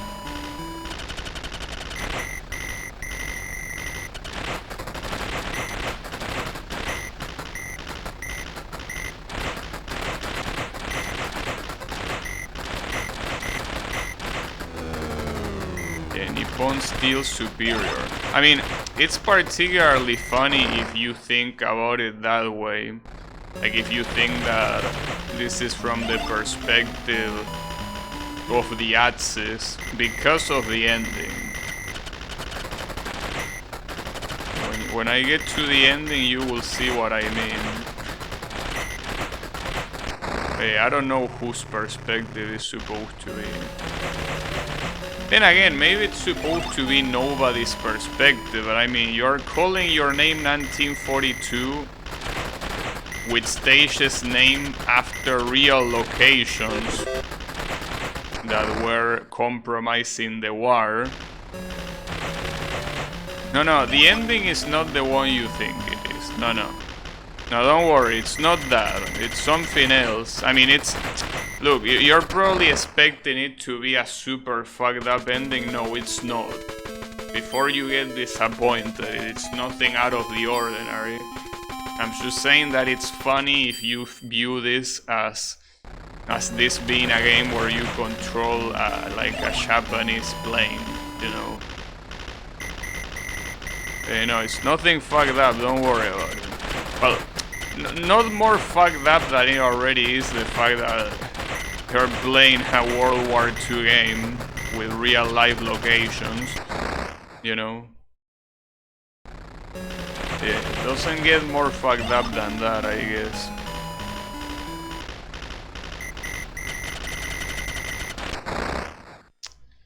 Ah, these little shits, I swear. It seems that every stage now is gonna be a pain to finish. But on the right side, as I say, this is the final section. Well, you can already see that it says rest 4 stages. I think that that's the reason probably when I was a kid I have so much determination to beat this game. For the simple fact that the game constantly tells you how many stages are remaining. Well, sorry, it doesn't say rest, it says last or whatever. Just as English. But yeah, the point is that the fact that the game constantly tells you how many stages are left, I think that it's something that really motivates you to reach 0. Because most games don't do that. Most games say stage 1, stage 2, whatever, and you never know what will be the final stage until you get there. And sometimes not only until you get there, but until you get there and beat it, right? But in this game, you know from the very beginning of the game how many stages there are left, you know? I think that's something pretty great, if you ask me.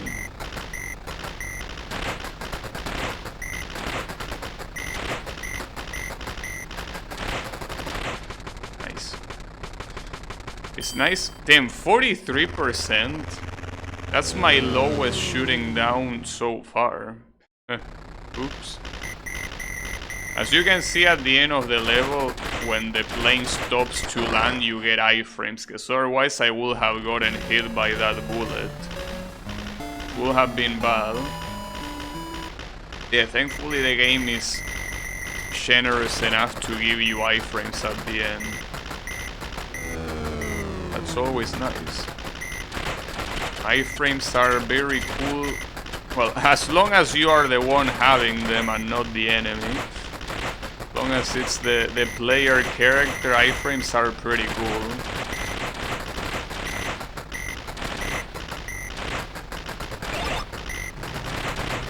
I should have waited a little bit more to take down that guy. Damn, the bullets camouflage so well with the background that I didn't even see them. I mean, I knew they were coming, but I just couldn't react to them. Nice. Another thing that might be a little bit confusing is that this is the limit of how high you can go. A lot of times you think that to dodge some bullets you are gonna go to the top of the screen, but no, you're not going anywhere, you know. But yeah. It's the thing that sometimes can get a little bit confusing. But I guess it's a matter of getting used to it more than anything. Alright.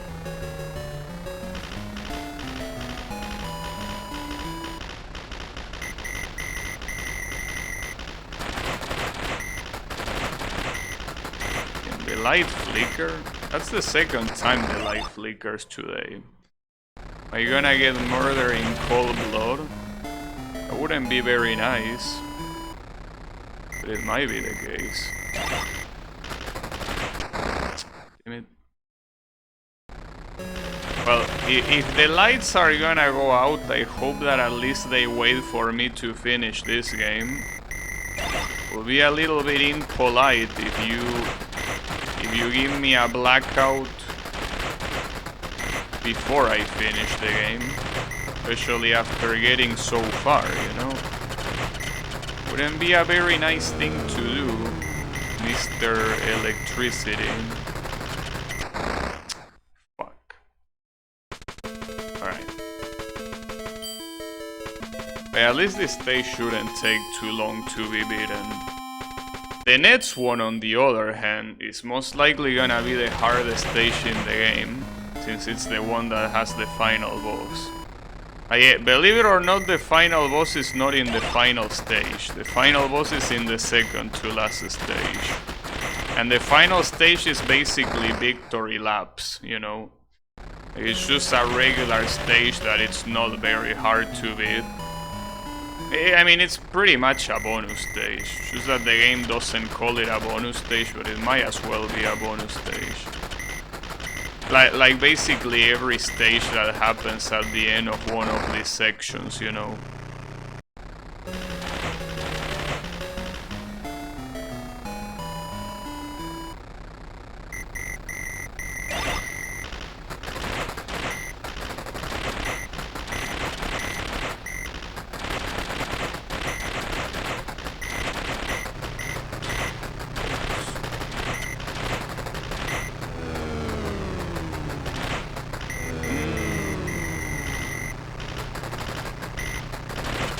That's right, fuck off, big plane. Well, that's a good thing about the big planes. You don't really need to... Oof, that was very close. You don't really need to get rid of them. The shooting down percentage was also very bad there, as expected. Alright. So here comes the hardest stage in the game. How long are we gonna get stuck in it is the real question. But I don't know the answer, so... It's anyone's guess what the answer could be.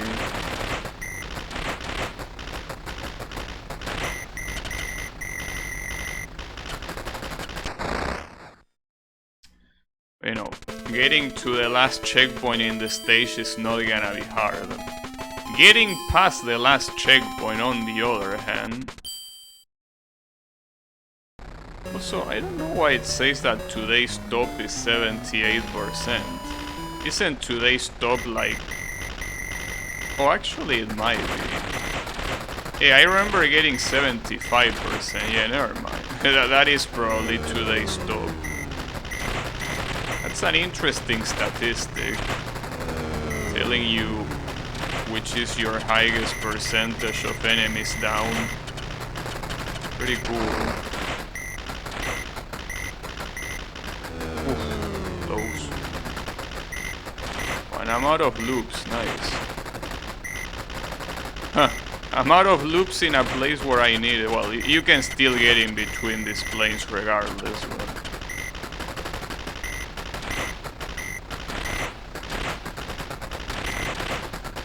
Okay, this has to be the beginning of the last checkpoint. Yeah, it is. So what you get is the additional planes here. Well, like, I think that's been the case in every single boss stage. The power-up that you get is this one. Alright. So yeah, I hope you get used to this checkpoint because we're gonna be stuck here for a while. But on the right side, once this checkpoint is over, so is the game.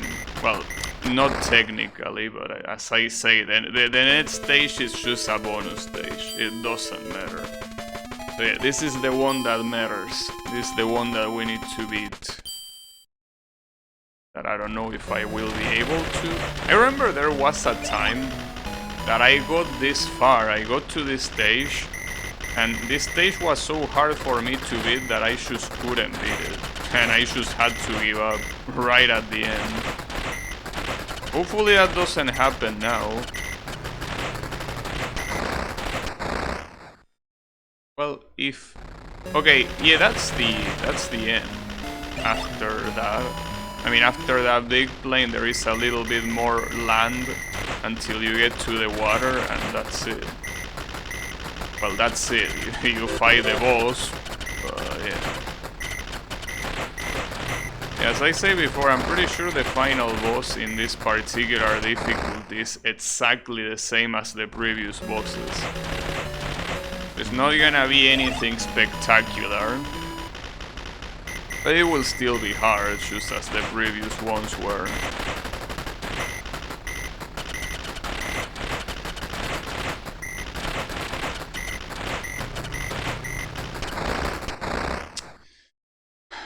These random ass planes, I swear. They just can't help themselves.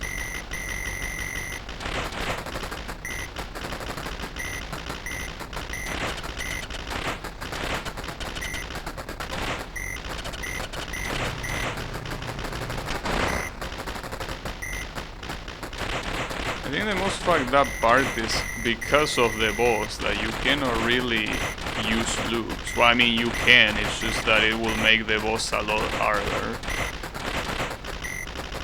Damn, I wasn't expecting so many of them to appear. Do you want spoiler? Spoiler of what? What, of this game? I don't think you can spoil me this game, yeah, I mean... I play this game quite a lot of times. So I don't think there is anything you can spoil me about this game. Unless you mean spoiler these nuts or something like that, in which case no thanks.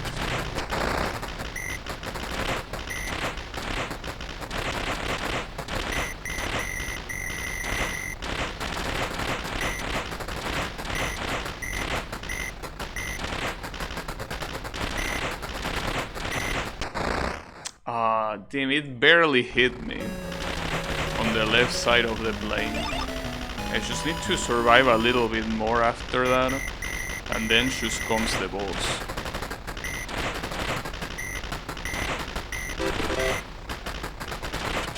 I lost both planes. That's not good.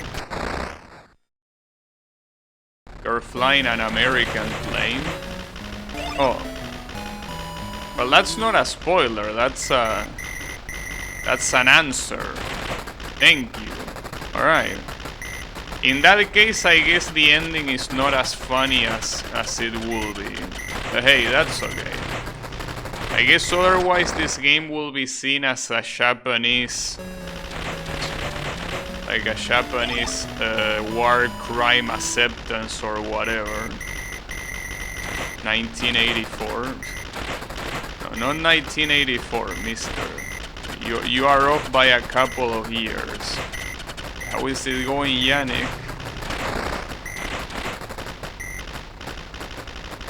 It would be pretty nice of Capcom to release a game where you play as a Japanese pilot and you win the World War II. Would be pretty nice. Probably wouldn't be pretty nice for the people that are gonna rate the game, or even the ones that are gonna publish it. You probably wouldn't get it published, but hey. I mean, it's like publishing a game where the Nazis win. I don't think that you can do that. I mean, you can, just I don't think you're gonna be able to publish it anywhere. You will have to host your own webpage with the download link. I don't know exactly if there is an actual law forbidding that from happening. I'm not an expert on laws. I don't know if it will be a possibility. Create your own OS for people to run it. I mean, you don't need to do that. Windows will run everything that you tell it to. I mean, Windows Defender cool bitch in the process, so that doesn't matter. You can just force it to run it. The problem is being published in a platform like Steam, you know. Okay, here comes the final boss. Oh, it comes from below, huh? Pretty cool surprise. Okay, so the final boss is actually different. This time you don't get an advantage. So I remember the the black plane correctly. It's just that I didn't know it was the final boss. Okay, so the final boss is actually different. Well, slightly different, but different nonetheless. Unfortunately, him appearing from below, it means that since the bullets in the first wave are gonna be so close to you, you will probably need to do the first dodge very early. That seems like an issue. Windows Defender won't let them win. That will be nice. Windows Defender could actually read the content of a game and tell you that the game is dangerous. Well, with AI you never know. But seems like it will have to be a little bit advanced for that. But yeah, you never know. Never rule those things out. Alright. So yeah, as I say, we can get stuck here for a while, so be patient. But at least it's the last big obstacle. Yeah, put GPT in Windows Defender. Seems like an amazing idea. I don't see what could go wrong with it. Right? Well, the good thing about this final boss is that you don't need to waste the loop right away, but the problem is that you need to waste it very fast regardless. Because he should shoot so fast. The question is, how is this guy following me from behind? Well, I guess the same way these guys are following me from behind. Okay. Mystery solved. Mystery solved just like that. Didn't take too much.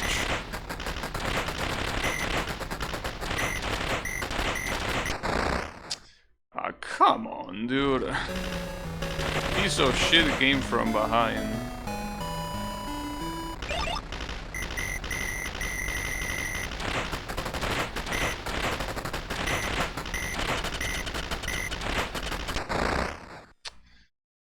I hate that plane so much. I really need to kill it as soon as I can, but the problem is that these little guys appear earlier. So it makes it a lot harder to do.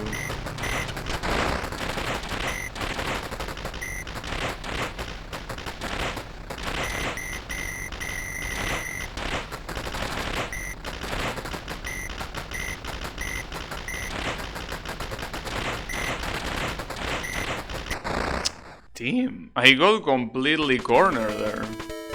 I don't think there were many places where I could move without dying. Damn. Yeah, that's fine. Damn, I keep filling the rank table with blanks. Unbelievable.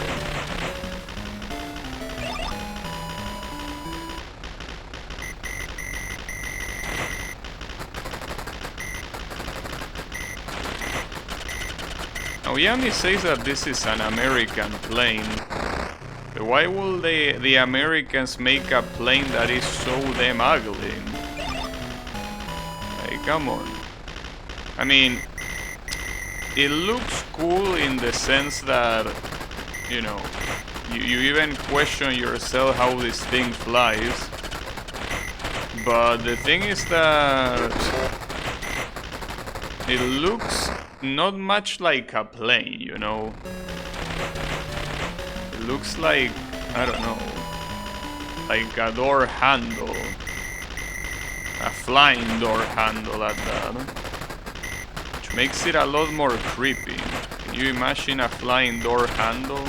Well, you don't need to imagine it, you're seeing it right now. But yeah.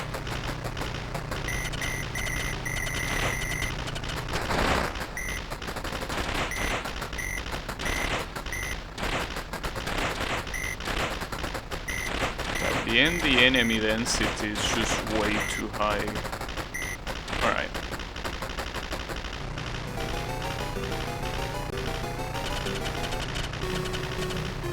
Yeah, dodging that first wave is very hard. Well, in fact, he barely goes up, I feel. Like, for the most part, he's very close to you.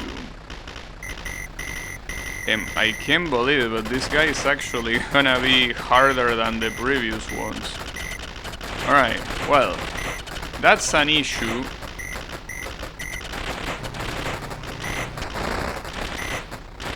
I need to make something happen. I need magic to happen. It needs to. But there are some stray bullets that are just impossible to react to, especially when the plane is shooting them right in front of you. God damn it. You know that I thought that I had more 57,000 scores, but apparently that's the first one. Weird.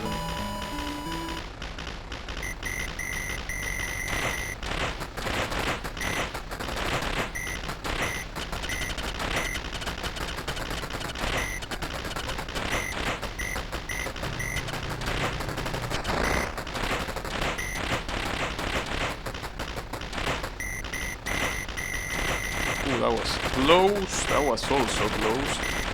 Everything is close. Oh, there goes my little buddy.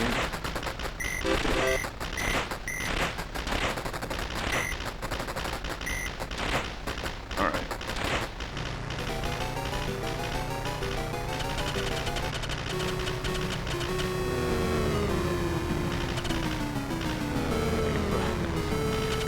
There barely seems like there's any place to dodge here.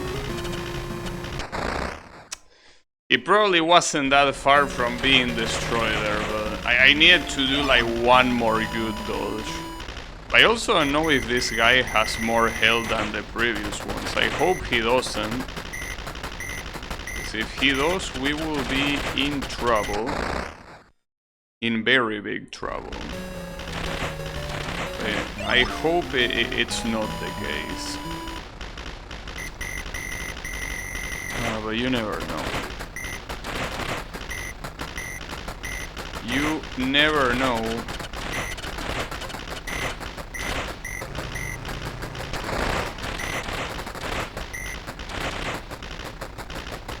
The problem is that here, having no additional planes to help you makes killing this asshole so hard. It just makes it very hard.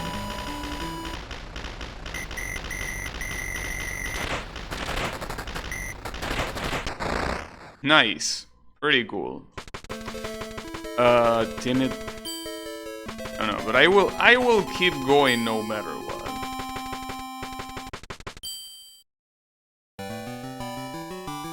Oh damn, Yami got triggered because I insulted something of his homeland.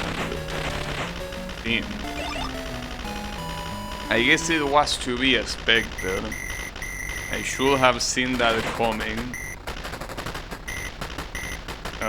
God damn it. Hey, it's okay, Yami. Your country, the USA, has a lot of pretty cool planes, so you know, just because this one is not that cool looking, you don't have to worry too much about it. You have a lot of other ones that look pretty cool, like for example the F4. That's a cool looking plane.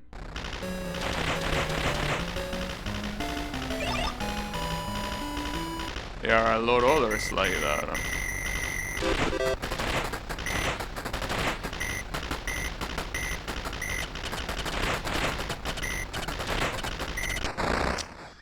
You know that I seen that bullet coming from a long time and I still couldn't react to it. That's because you're in the corner and it's pretty hard to get out of the corner without getting killed.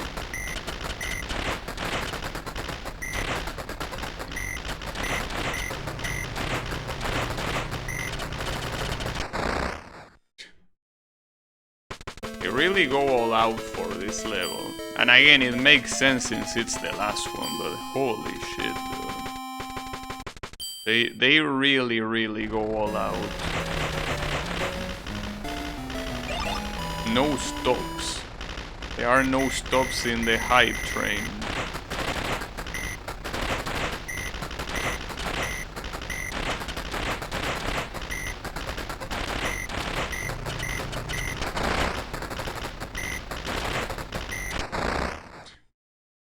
You know that the trajectory of these things is fixed, so you know that the green guy, when he goes down, he does that little circle thing. But even knowing that it does that, I think that it's just very hard to react, because it's a very sharp turn that it does. Even if you know it's coming, it just seems hard to react to. Well, you don't really know it's coming, because there are a lot of green plays that spawn from completely different places. It's not like it's particularly easy to know exactly what they are gonna do. Because if they all spawn from the same place, they probably all do the same thing, but that's not the case. Damn it.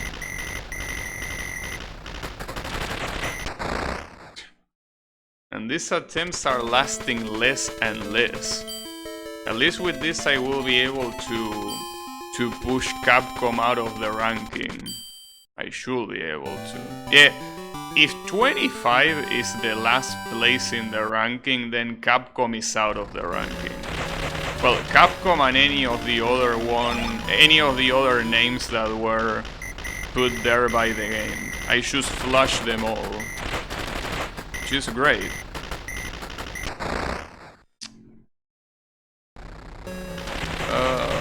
Fuck me. I wonder if shooting individually will be a better thing to do, but I really doubt it. I mean, you have better control over what you shoot, I guess. At the same time, you don't have the sheer volume of bullets that you will have otherwise.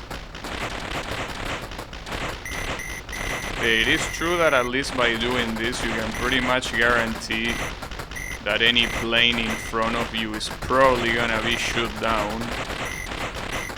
Yeah, maybe it's not that bad of an idea.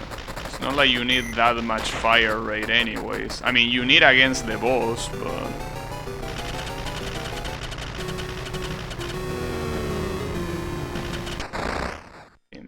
that was impossible to dodge. Or at least dodging it like that. Ah, god damn it.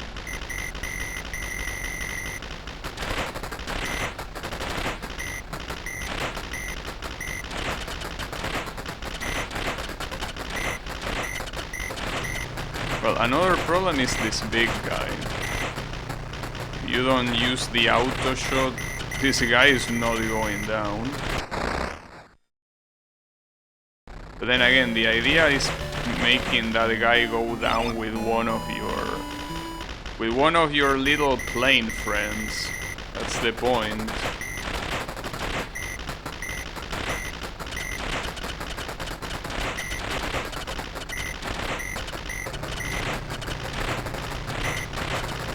I guess another time where it might be worth it to use the auto shot here is when you have the additional plane, because you cover a lot of area by just shooting a lot of bullets.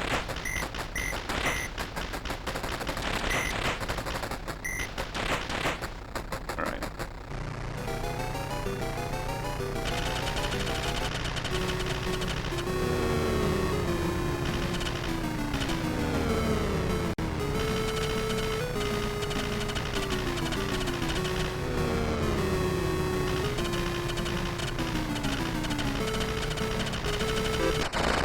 Oh no, come on, damn it. That attempt was so good, but then this asshole has so much health. He has an insane amount of health. Like, it's insane how much health it has. Like, it definitely has more health than the other guys, that's for sure. Hey, Clown Cat, how is it going? That was a very unfortunate death. I feel like if I had gone a little lower, I would have dodged the bullet, but I didn't. What a classic, yeah? This is definitely the definition of a classic, that's for sure. I mean, it's so much of a classic that Capcom released it on the PlayStation, which is the version that I'm playing right now, you know. It's so much of a classic that they decided to make this collection. I think that this collection, though, the first one has this shoot 'em up games, but I think that the other volumes in the collection, like 2, 3 and whatever, they don't necessarily have shoot 'em ups. I don't know which games they have. I mean, they are most likely arcade games, I will assume. I don't think they are all shoot 'em ups.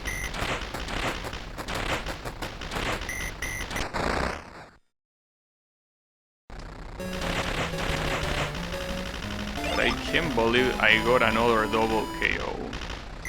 Then again, getting a double KO with these bosses is extremely easy. It's not like it's a rare occurrence. No, it's something that will happen very often. Because the bullets will stay active even if the boss dies, you know. Yeah, 1943 is in this same volume. Like both 1943 and 1943 Kai. They are both here.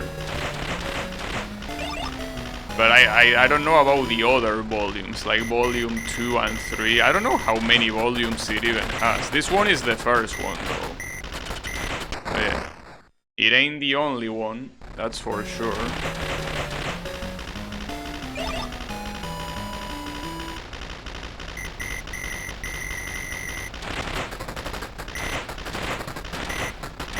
I said earlier, I think that this game, as well as 1943 and Company, they are in the Steam game arcade, like Capcom arcade classics. Damn, I wasted a loop. Pretty smart of me to waste a loop before the boss fight. Definitely a very smart idea that is not gonna bite me in the ass. Well, I didn't even get to the boss, so I guess it doesn't matter. God damn it. Like how you get extra life so easily, you know. At this point, since you get scored from anything, just get extra lives like they are nothing. Well, you get the first one because it's in 20,000. But yeah, the following ones are every 60,000, which means that the next one will be in 80,000. And well, 80,000 and 106, no, sorry, 140. Right? It's something that a lot of this type of arcade shoot 'em ups have. They usually have the first extend in a specific point amount, and then the following ones are after an interval that is not necessarily the same as the first one, you know. So yeah, endure. I'm even doubting now that I can beat this today, but it will be pretty sad if I couldn't.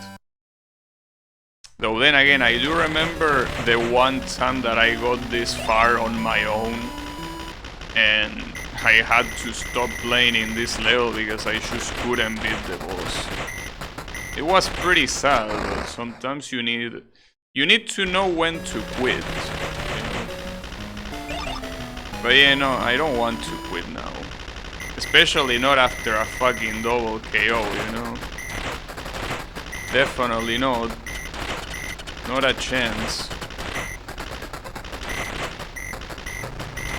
It's very hard not to, because the stage is very, very hard. The stage is really not a show.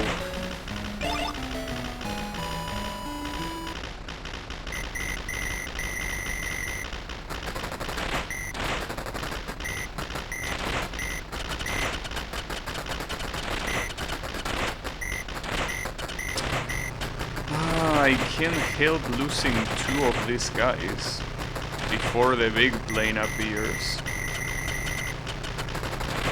That's no good. At least he fucks off relatively fast. Still not ideal.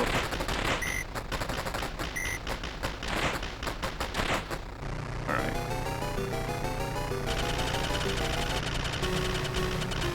Oh, I could have not done the looping there and I still would have dodged it. That was a waste. I also wonder if you get more damage in this boss by hitting it in a specific spot. I don't think this game has that though. I don't think the game was advanced enough to feature something like that.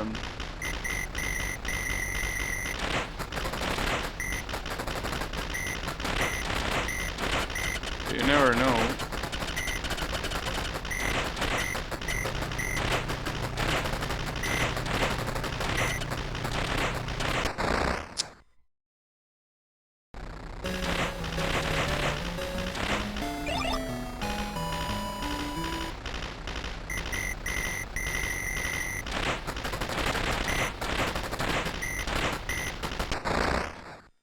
I think the most fucked up part is that they should shoot whenever the fuck they feel like shooting.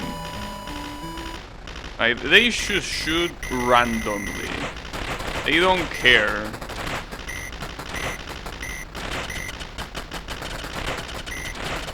I mean, I know that I'm not paying an extreme amount of attention to that, but I'm pretty sure they shoot whenever they want to. They don't have a specific time where they decide to shoot. They should shoot wherever. And it seems like, well, obviously that's a problem because you cannot practice for it. That's quite an issue.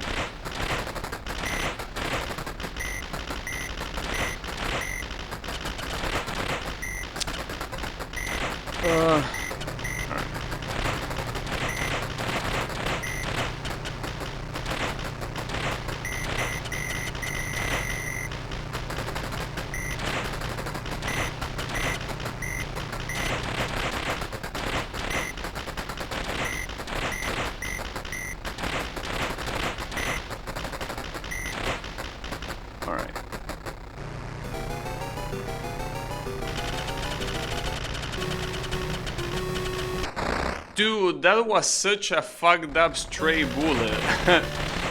Come on. Like, that came out so fast and so out of nowhere. That would have been great because I was able to dodge the first wave without looping. Well, at least that seems that that's something that... Well, the problem is I don't know how much RNG is important in that. Because by doing what I did, it seems that dodging the first wave is extremely free without using a looping, I mean. But at the same time, I don't know if I got lucky. Maybe I just got lucky. I don't know. It's hard to tell. Sack of shit. Yeah, I got sniped. But I have a feeling that the boss, just like the rest of the game, is just a clusterfuck of RNG. So even if I was able to dodge that thing at the beginning without using a loop, I don't know if I can do it again. Well, I can do it again if I get lucky again. I don't know if I can get lucky again. God damn it, dude. That would have probably been the winning attempt if I didn't get sniped like that. Because being able to dodge one of the lower waves of bullets without using a loop, it's already such a huge advantage. But I guess it wasn't meant to be, in that attempt at least.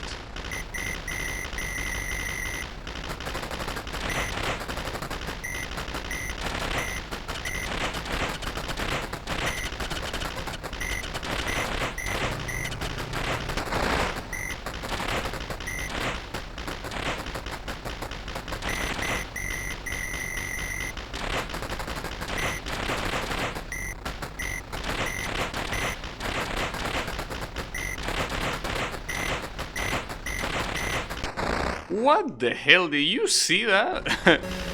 There were like 5 planes that spawned from the right side, pretty cool. Absolutely impossible to dodge. Very nice. I like when that happens. And the worst part is that that was supposed to be the last wave before the boss. But yeah, doesn't seem like they care about that.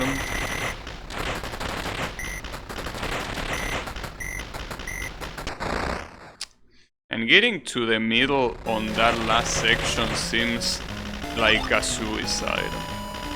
Because you really get cornered from every direction possible. But sometimes you can't just stay on the bottom, you know, that's the issue. Sometimes you want to, but you can't. Really, very nice. Okay.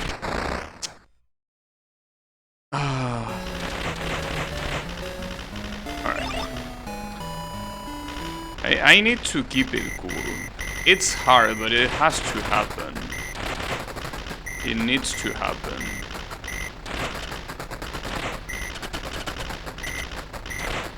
It's very hard though. Like the randomness of this shit makes it very hard to not get tilted. Well, I will be able to see if Capcom got deleted from the ranks. Did it? Yeah, I mean, if that's not enough to get in the ranks, which is barely below 40,000, that means that Capcom and all of the fall names got pushed out of the rankings. But hey, at least I can say that I achieved that. I don't know if I will beat the game, but Capcom definitely won't. Not in the rankings. So there is no proof that they did it.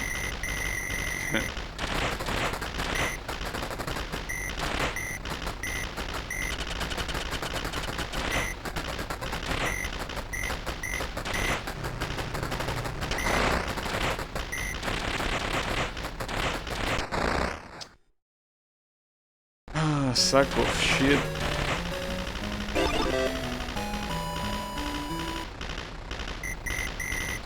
And again, it's also my fault for picking the hardest difficulty, you know.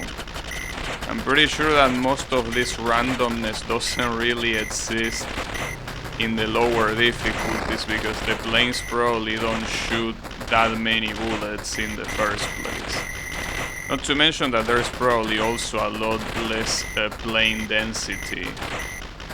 So you have less chances of getting corner and something like that randomly. But yeah, I have nothing but myself to blame.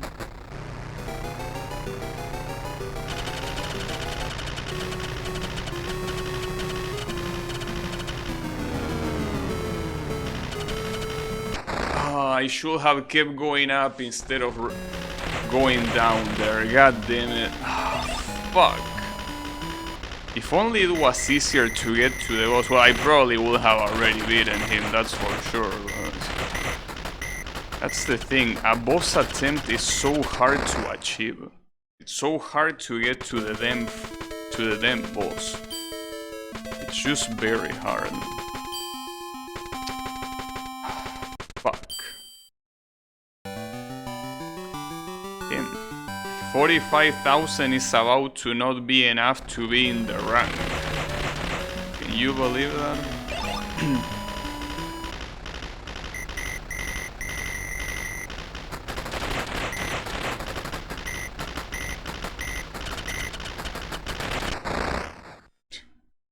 Well, another thing is that regardless of the randomness or not, I feel like the bullets are just very hard to see. Even if they are not the same color as the background, they are a color that doesn't really stand out too much. I mean, even if the color stood out, the issue is that what doesn't stand out is like the outline of the bullet. So sometimes it's hard to react to a bullet, not because it was shot very quickly, but because when you see it, it's already too late, you know?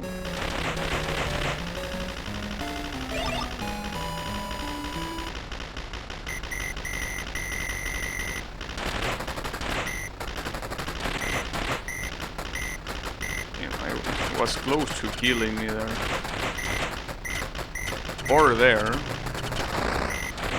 Oh, I didn't fuck. I can't believe That I messed up the button. Unbelievable. I meant to press the manual shot button and I pressed the loop button. That's the first time I fuck it up like that. Come on, bro. Those are the type of fuck ups that are not allowed.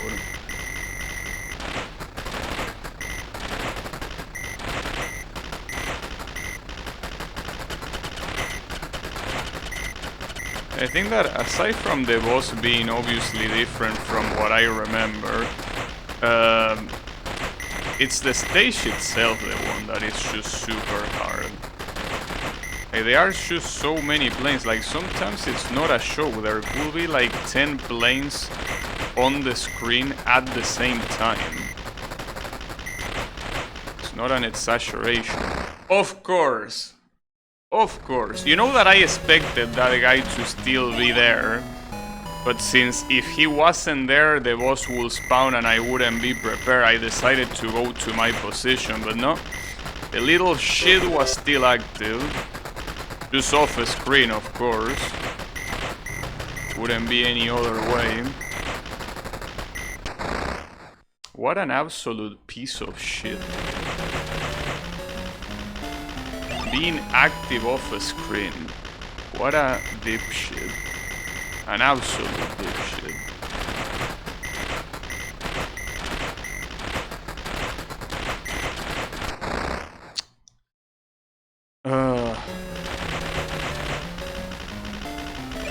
I can't believe it, dude. Especially because you obviously had the whole screen to just not get hit by it. Again, it's not that I got greedy, it's that if the boss appears and I'm not in position, I'm gonna lose damage and also, you know, probably not win.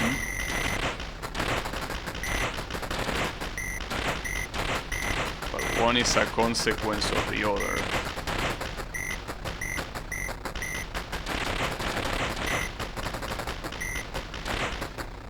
Alright, now.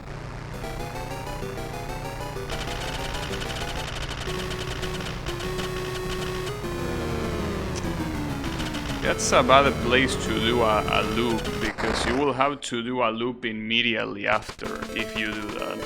But sometimes it's very hard to avoid it, because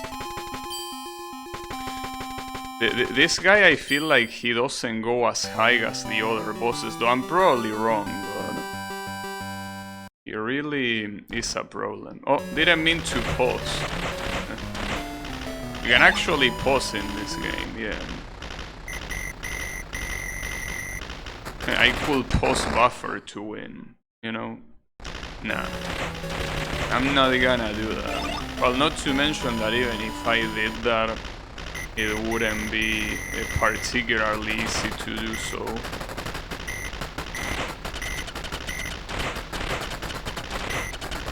Not like pause buffering is the solution to all your problems, you know? We'll need the execution for it. So in this game you can definitely take advantage of that, since pause buffering is something that... I mean, the pause screen doesn't really cover the screen. Well, I think, right? Or does it cover the enemy bullets or something like that? Let me check. No, it doesn't cover shit, so... If you actually wanted to pause buffer, you could. But I'm not gonna do that. Yeah, it is an option.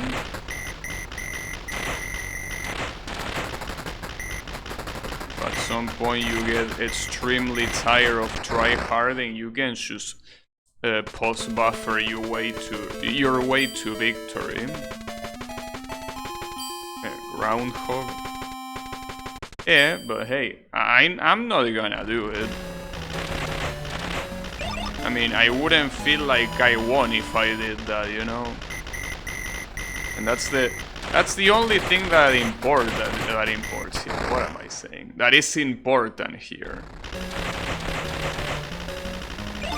The fact that that you feel good about it. If you don't feel good about it, what's the point? It's pretty hard to feel good about any of this stage. This stage truly is the worst. But hey, at least that's something that I remember, so it doesn't really take me by surprise. I guess the boss does take me by surprise. Damn, I think that I didn't even get to the big plane in this continue. That's fucked up. It's alright.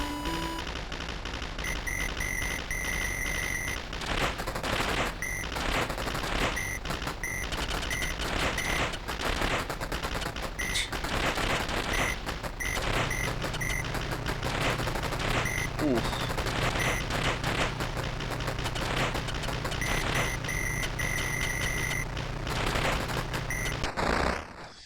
I don't even know where that bullet came from. I mean, I know that it was probably the asshole that was in front of me, but...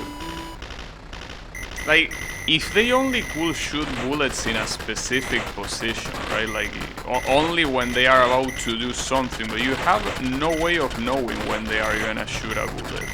They should shoot it whenever they feel like. Like that guy that should shoot it as he was about to go up, I dodged it by a miracle.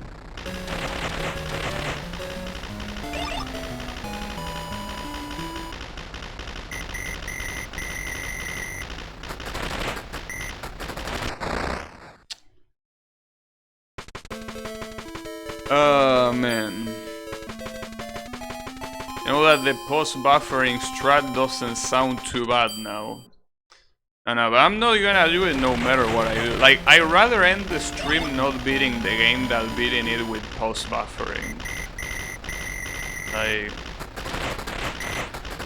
that's the way it is.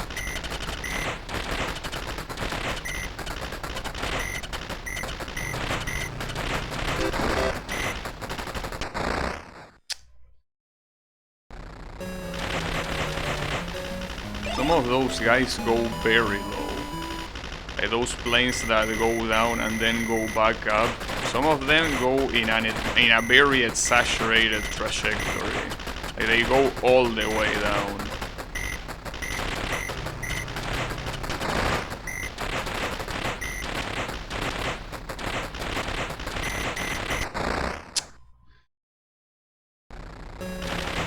This is a torture. This truly is a torture. It's RNG hell. You know, it reminds me when I play PDH in Toho, which is an RNG hell.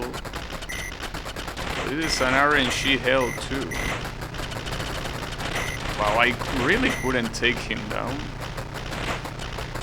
I guess not. Okay. Sometimes the hitbox might not be as obvious as you might think. Sometimes.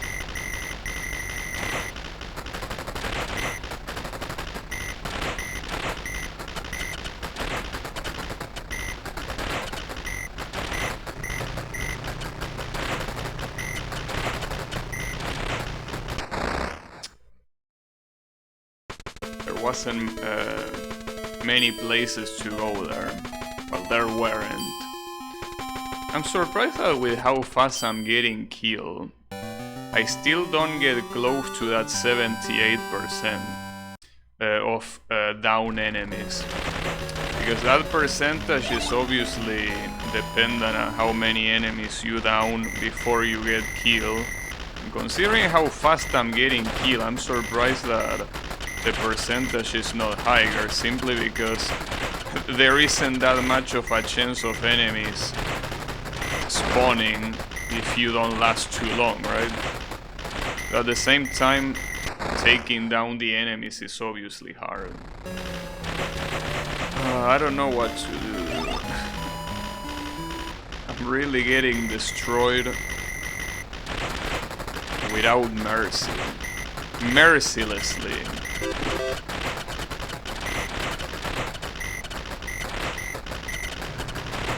You know what, I feel like this is the kind of game, especially if you're used to watching Danmaku games, this is the kind of game that doesn't look very threatening, right?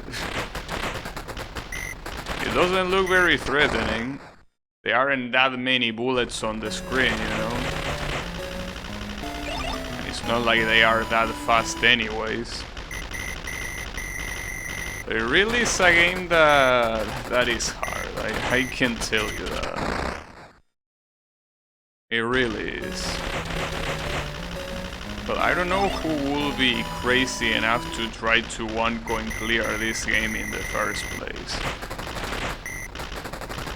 I'm pretty sure there are a couple of crazy people out there that tried to do that and probably succeeded in doing so. What I can tell you though is that I'm definitely not gonna be one of them. You can rest assured that that won't be the case.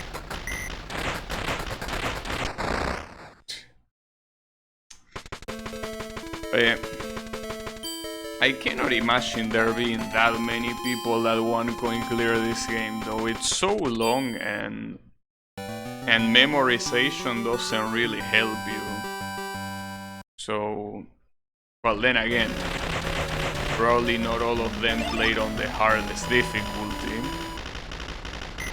But yeah, there will be that.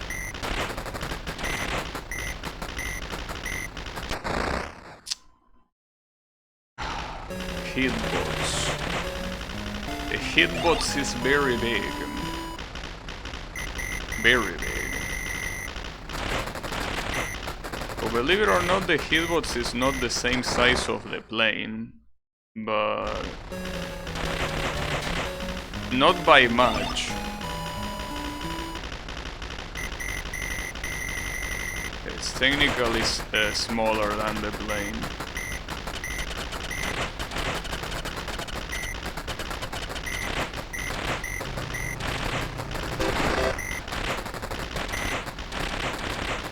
Might be hard to believe, but yeah. If it actually was the whole size of the sprite, this shit will be somehow even harder. And it's been so long since I got to the fucking boss.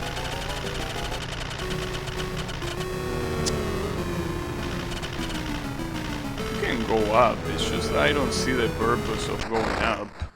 Because I mean, if you go up, how are you gonna take him down? I mean, I guess you could try running in circles. But I mean, at some point you will be right next to him. If you want to go, well, when you go up or when you go down, like, you will be next to him. And if you're next to him, I think that no matter what you do, you're not gonna dodge shit. Like, because you're just pretty close to him. So the bullets will be impossible to dodge. I guess it's something worth trying, but I mean, I will be more willing to try it if it was easier to get to the boss. But with how hard it is to get to the boss, I just can't do it.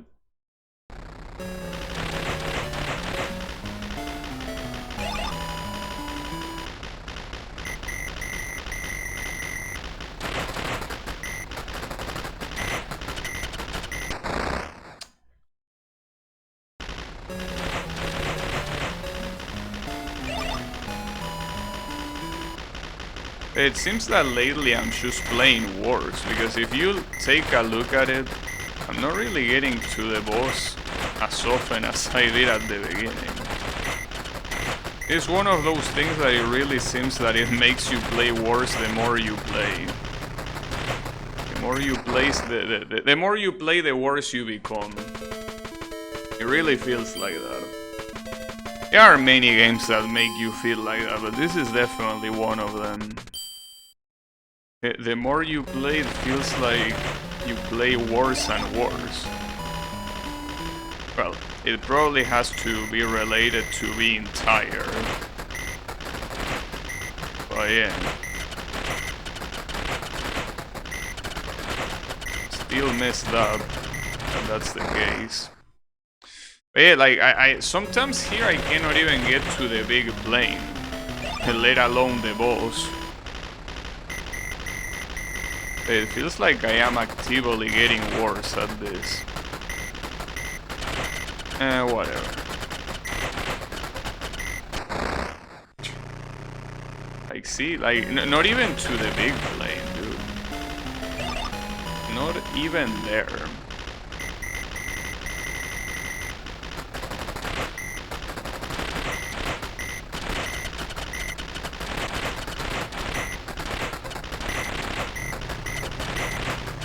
Oof. That was close, but unfortunately this guy is alive now. Yeah, that's the problem. If you try to keep the little plane alive, you're most likely gonna end up killing yourself in the process. Which will obviously kill the plane as well. Your plane, I mean. Probably not the best idea.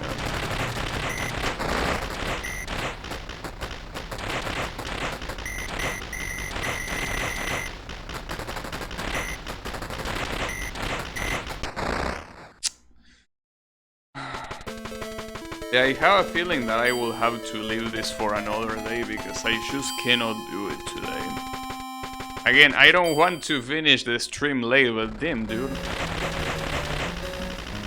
Seems that every game that I'm picking lately is the kind of game that wants me to stream until late, but I don't want to stream until late. That's precisely why I picked this game, but I guess that I underestimated it, for sure.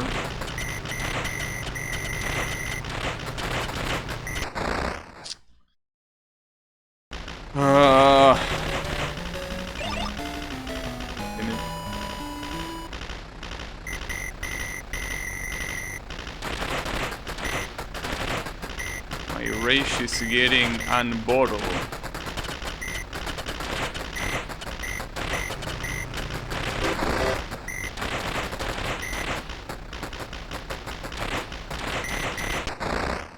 I don't even know what I did there. Very bad, very bad.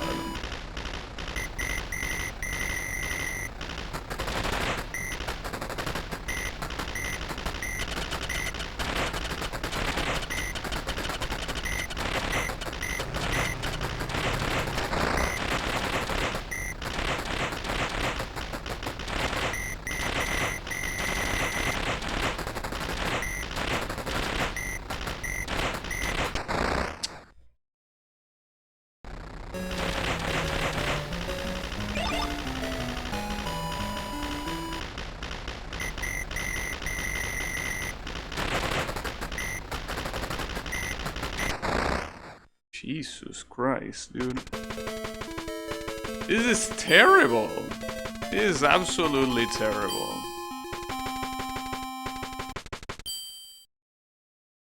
Like, actually nerve-wracking. Really it's a test for your nerves, that's for sure. Need to make America proud. Hey, don't say that. You're gonna make me want to not play the game. If beating the games means making America proud, I'm gonna close the game right now. That's not a very good motivator, you know.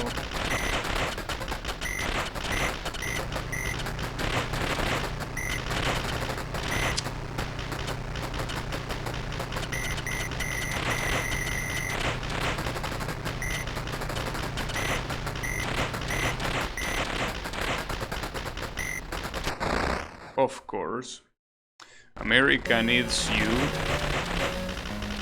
I hope not. I hope it doesn't.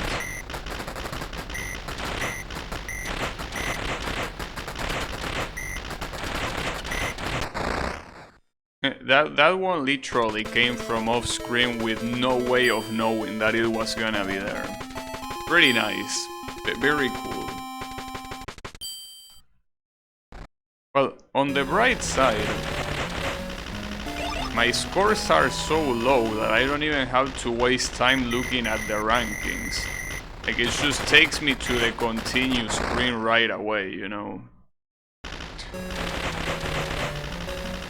That being the case, I guess it's not that bad.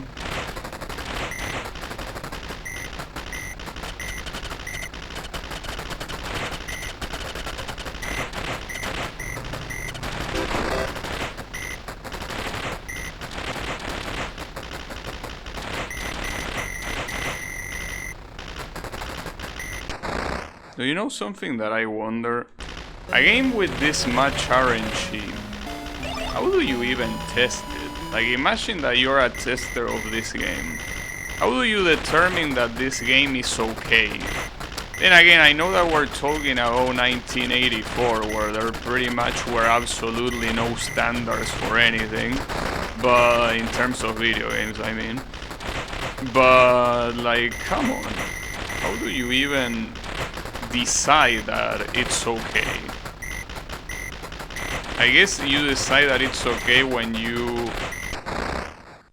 you realize how many coins you can get out of it. That's when you realize, yeah, with this we can steal so many quarters from the fools that are gonna be playing this shit. You know? I think that that's the only way they can determine it's fine, because I mean, the runs will depend on luck so much that you never know if a pattern will be balanced or not. Because it's not like the RNG changes the screen a little bit, it changes it a lot. You know, it's not like, I don't know, whatever, like a Toho attack that is a specific attack that is secluded, and you can test that, and even if it's RNG, you can more or less measure how hard or not it is to dodge. But in something like this, where pretty much everything is random, and that it seems like there is no strategy to properly dodge everything, how do you do this? Like, how do you test it? But again, it's Capcom and it's an arcade game, so probably whatever made them the most quarters was the threshold that they wanted to reach.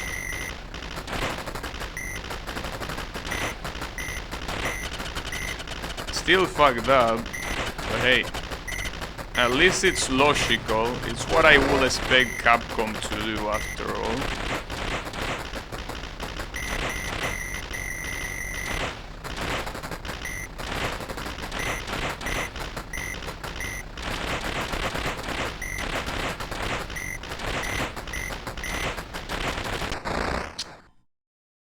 I think that shooting manually is not a good idea, because it felt like right there using the auto shot I got a lot further than I would have gotten without it.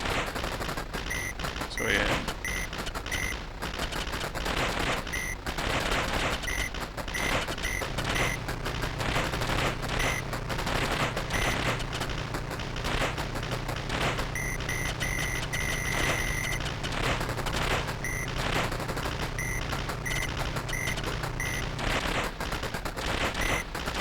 That the planes that come close to you are a little bit hard to kill with the auto shot.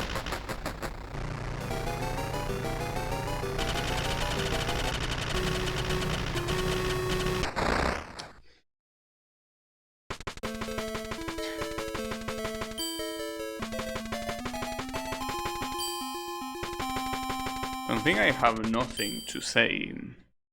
There's nothing to say. Nothing.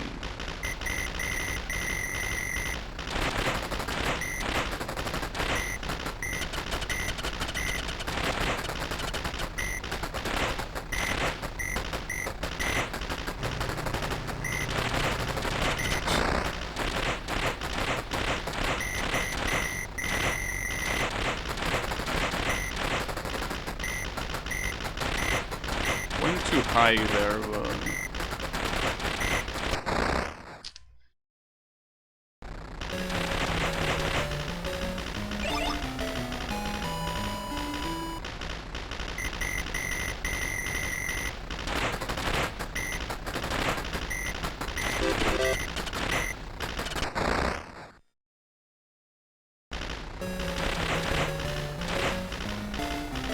I like how useless the extra lives are in this game.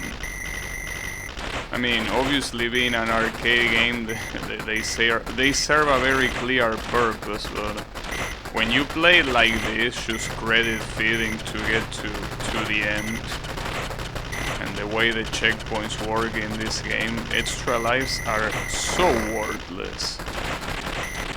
They really are completely worthless.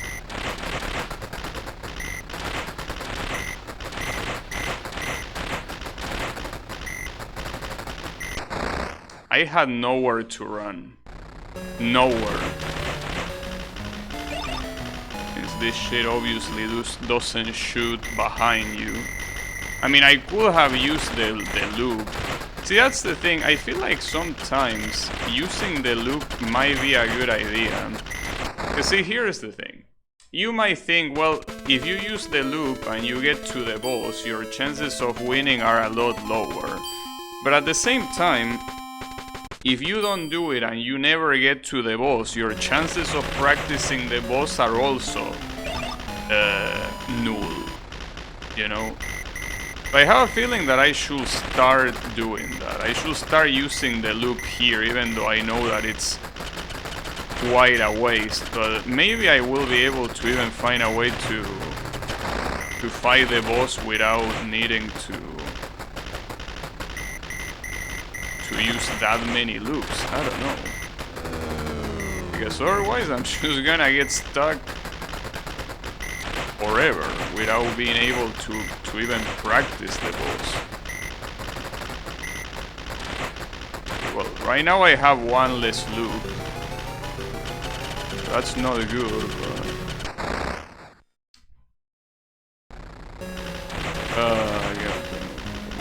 That bullet that is shot in the middle is so shitty. It's so annoying. Because it's the one that it seems that it always kills me. The one that is shoot in the middle that goes perfectly down, like vertically, it's so shitty. It always hits me, no matter what.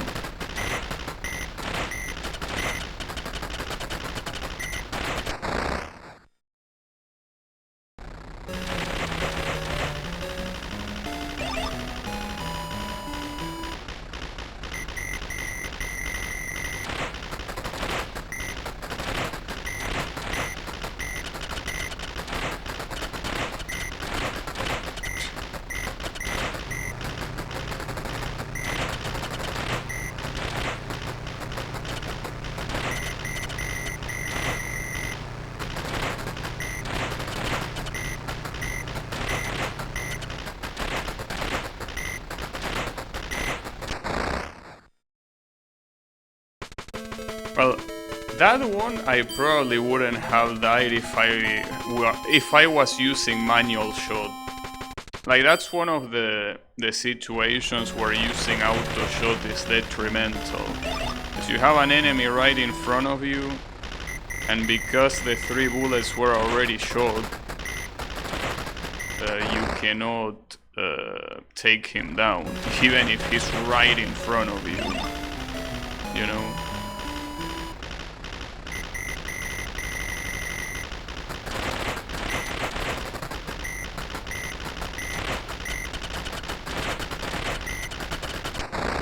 Jesus Christ, dude.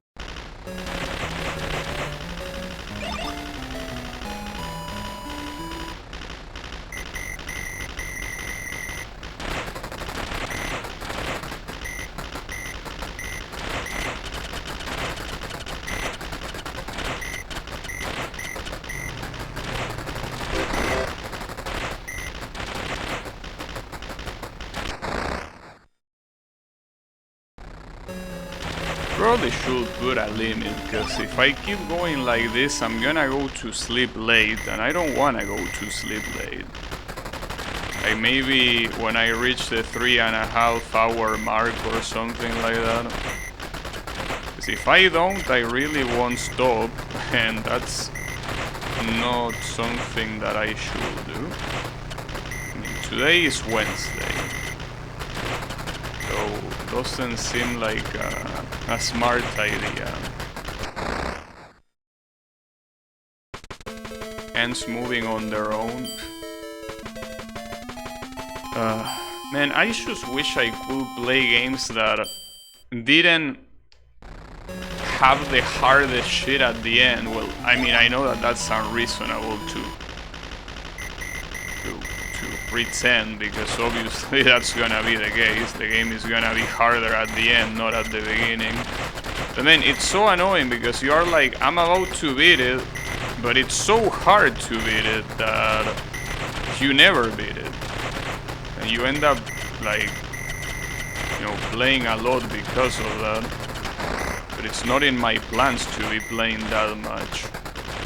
It really sucks when that's the case, but lately it seems that I've been playing nothing but games that fit that description. I can't fucking believe that, dude. Hey, that's the problem. If at least I was playing a game that I don't know, hits very hard at the middle and I get stuck, I could be like, well, let me just leave it for the next stream or whatever, but no, this is right at the end.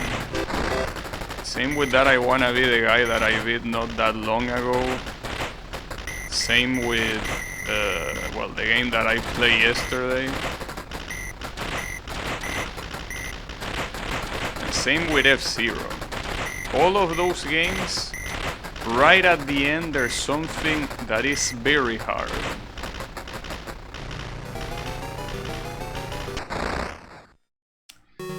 That was bullshit. That was bullshit, and you know it. It doesn't take a genius to see that that was bullshit. The sprites didn't even interact. Like, they didn't even overlap. Like, come on, dude. That was so bullshit. I can't believe how bullshit that was. Like, it was so bullshit, it was insulting. Like, you can clearly see that both sprites didn't even collide.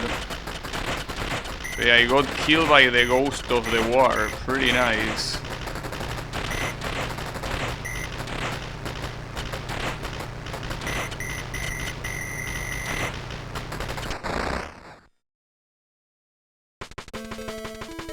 You're gonna end up going insane. I really am.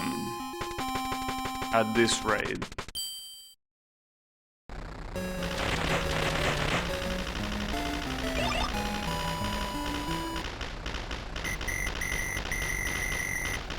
Well, I think the whistle really doesn't help.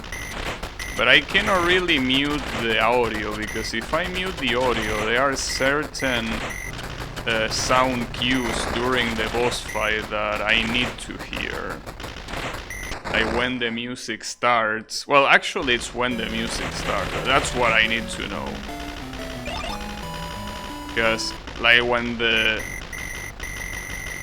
when one part of the song starts, I know that I need to start moving to like start moving down. But yeah, I guess not. Well, then again, I could mute the game until I reach the boss. This is absolutely terrible, dude. Like, I remember this stage being hard, but I really thought I was gonna be able to do it better than this. But no, doesn't seem to be the case.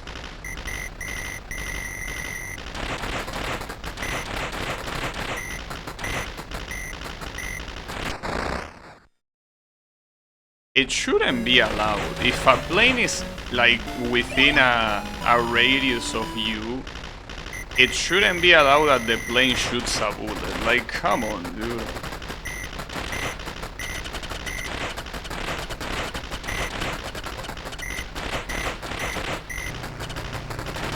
It's not like I'm choosing to go next to them. They come to me. They specifically come to me just to hit me. That's okay. I can dodge the actual plane, but not the actual bullet if it's random. Because I have literally no time to react. If it's next to me, I cannot react. I'm a human, you know? Cannot react to a bullet that comes next to me. Seems pretty obvious. Pretty obvious to Capcom too. They knew exactly what they were doing. They knew exactly what they were doing. That's for sure.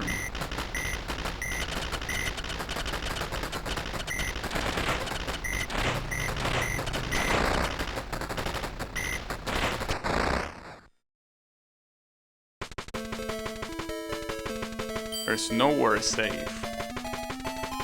Yeah, but I think that if I reach 3.5 hours, I'm just gonna stop for today. It's a shame, but I don't want to go to sleep late. I just don't.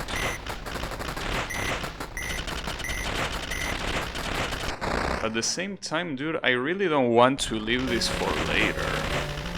I really don't.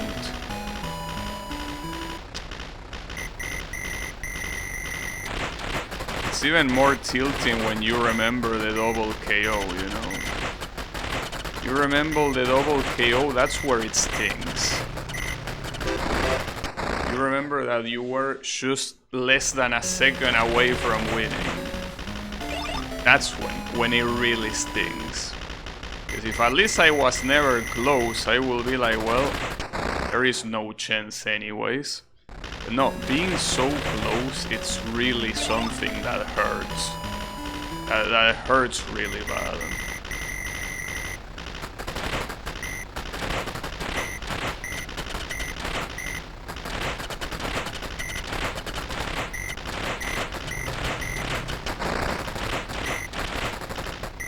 Start using loops more, for fuck's sake. Well, that one wasn't necessary. See, that's the other thing, that if I put my mind into use loops, I will start using them indiscriminately.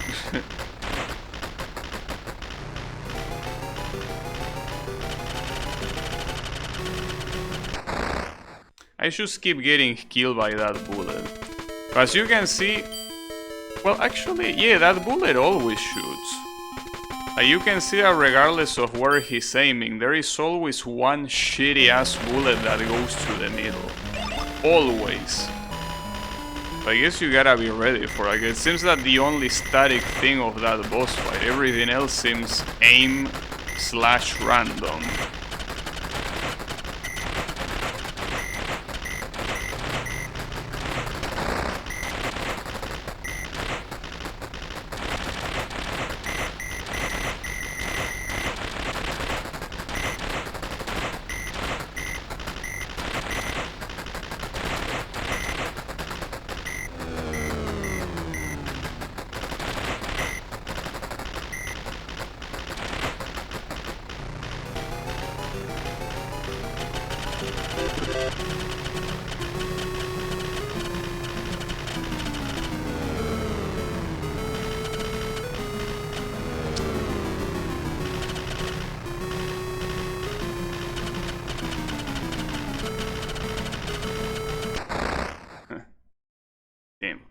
And you cannot say that I didn't try my best there.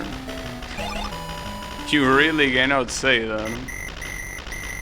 Tim, what a piece of shit. The amount of hell that asshole has is just criminal. I mean, it is true that I had one less loop available. I guess expecting to win is probably too exaggerated, but come on, dude. I did that so well. I did that so well, and no, it's not enough, because fuck you, that's why.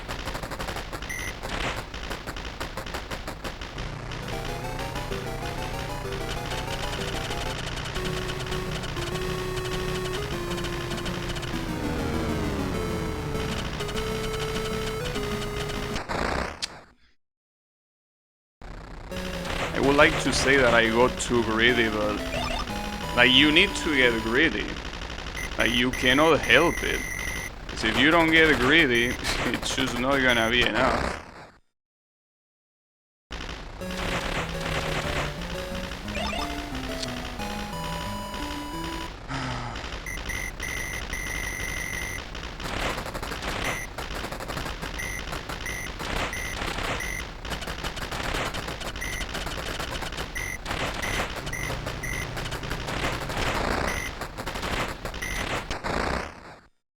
See, and then you have instances like that, where even if I had in the mindset to use the loop to dodge, I wouldn't do it because I couldn't even react to the bullet.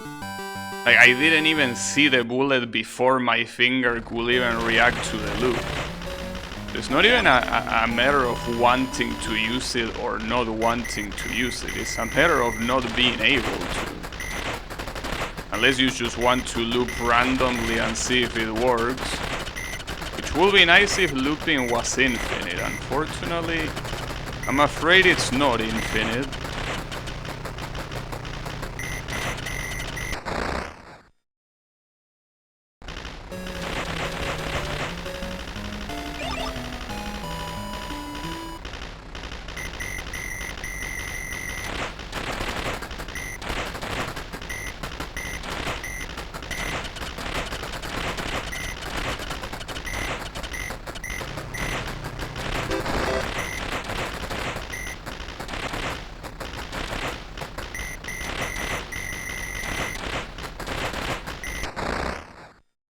I went too high. Well, doesn't seem like it's that bad of an idea to stay in one of the sides of the screen and dodge up and down, but I'm pretty sure that there are some green planes that could spawn from there, and they will instantly kill you no matter what, so... Don't really think it's a good idea. Yeah, I mean, you can see them right there. One of those green guys spawn on the right side of the screen, and if I was dodging there, I would have gotten hit without any chance to reacting to it. Alright. I'm getting close to the 3.5 hour mark. So I guess that, yeah, will have to be a disappointing ending, but... I just cannot do it. Not today, at least.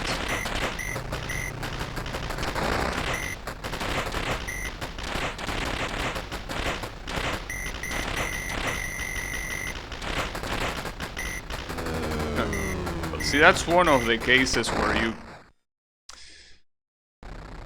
can react.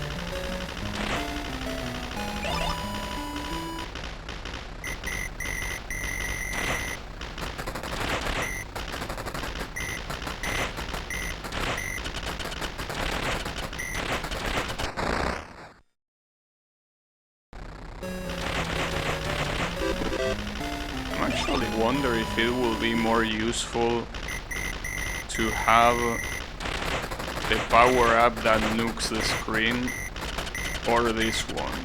Because with this one you can immediately kill the big plane that comes.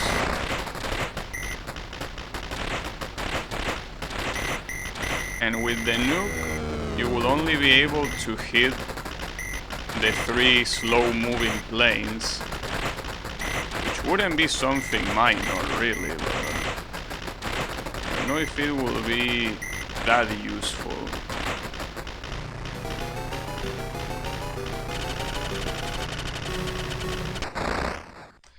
I think that my problem is also that I'm getting down way too fast. I should be lasting a little bit more up there before I go down. It's just that if I last too long, I'm obviously gonna get immediately killed.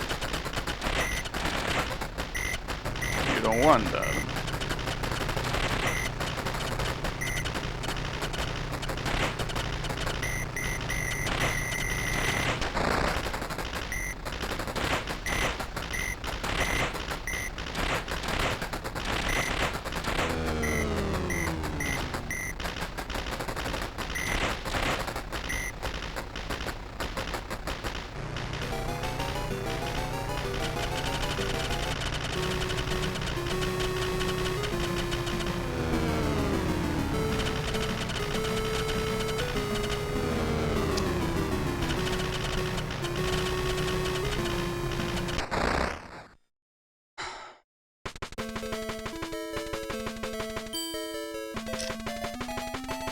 I don't think I can say anything. Well, I already reached the 3.5 hour mark. Just that's the thing. This type of games, if I don't finish them, they make me feel like shit afterwards. Like, they really do. I feel like I'm gonna feel even more like shit if I go to sleep late. So yeah, one of those dilemmas, you know. What would I prefer? To feel physically like shit or mentally like shit? It's a hard decision. I don't care. I'm gonna keep going for now. I think the 4 hour mark should definitely be the end, because that's really when it will really be too late, no matter what.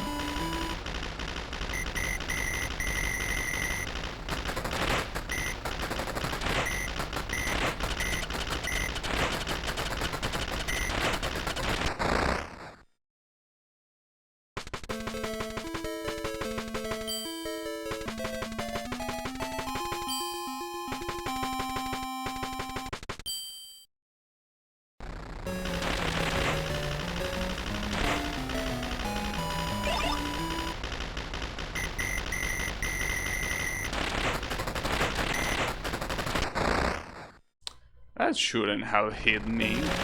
Should have hit my right plane. Come on, dude.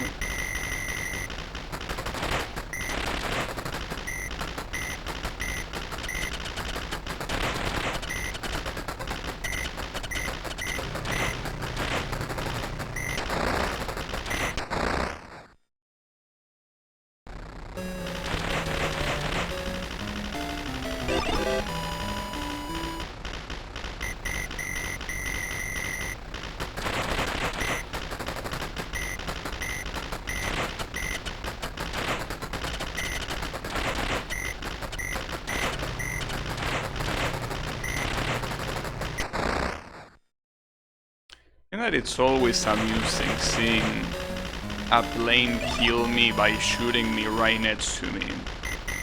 Because it's like you really think, damn, how can it be so bullshit, right? We'll understand it being a little bit bullshit, but that bullshit is like, it's weird. Like the game is just making fun of you, you know?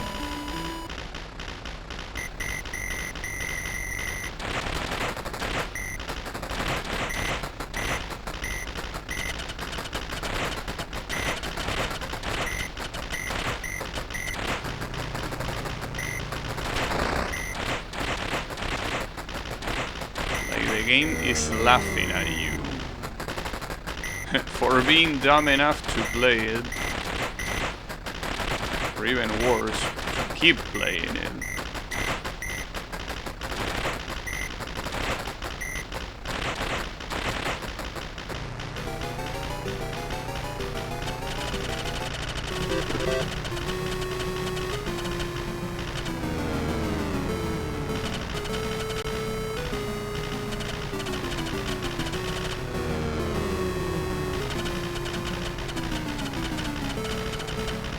Nice, finally.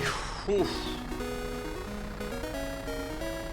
You are the best of player. I am the best of player, indeed. Whew. And now comes the victory lap, the last stage, which is a joke. It's not a real stage. Well, it is a real stage, but I mean, compared to the previous one, might as well not be. GG, thanks. I can't believe, and I did it with 2 loops. So I guess my idea of not really glorifying loops that much was a good idea.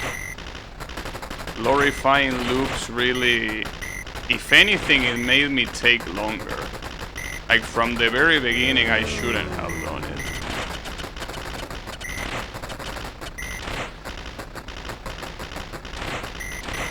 Just needed not to die.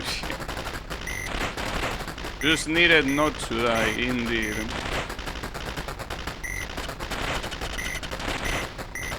I guess it was worth it to keep going a little bit longer after the 3.5 hour mark, right? That's the thing, you never know with these fucked up games, dude. You never know.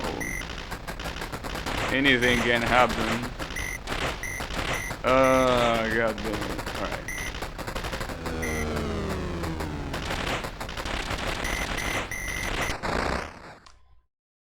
Nice. I'm assuming the checkpoint is gonna be on those red planes, right? No, actually no. Some other red planes. And that's a nuke. What do I want the nuke for?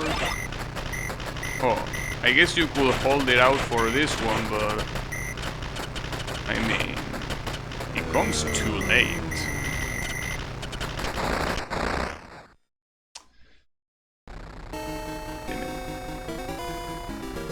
It will be very sad to lose after beating the boss. I mean, to have to continue after beating the boss. Not like it changes anything, it just will be sad, I guess. Okay, so you can kill the plane if you save the nuke long enough. You can definitely do that.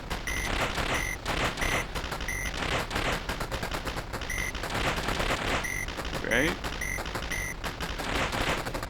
And we are done.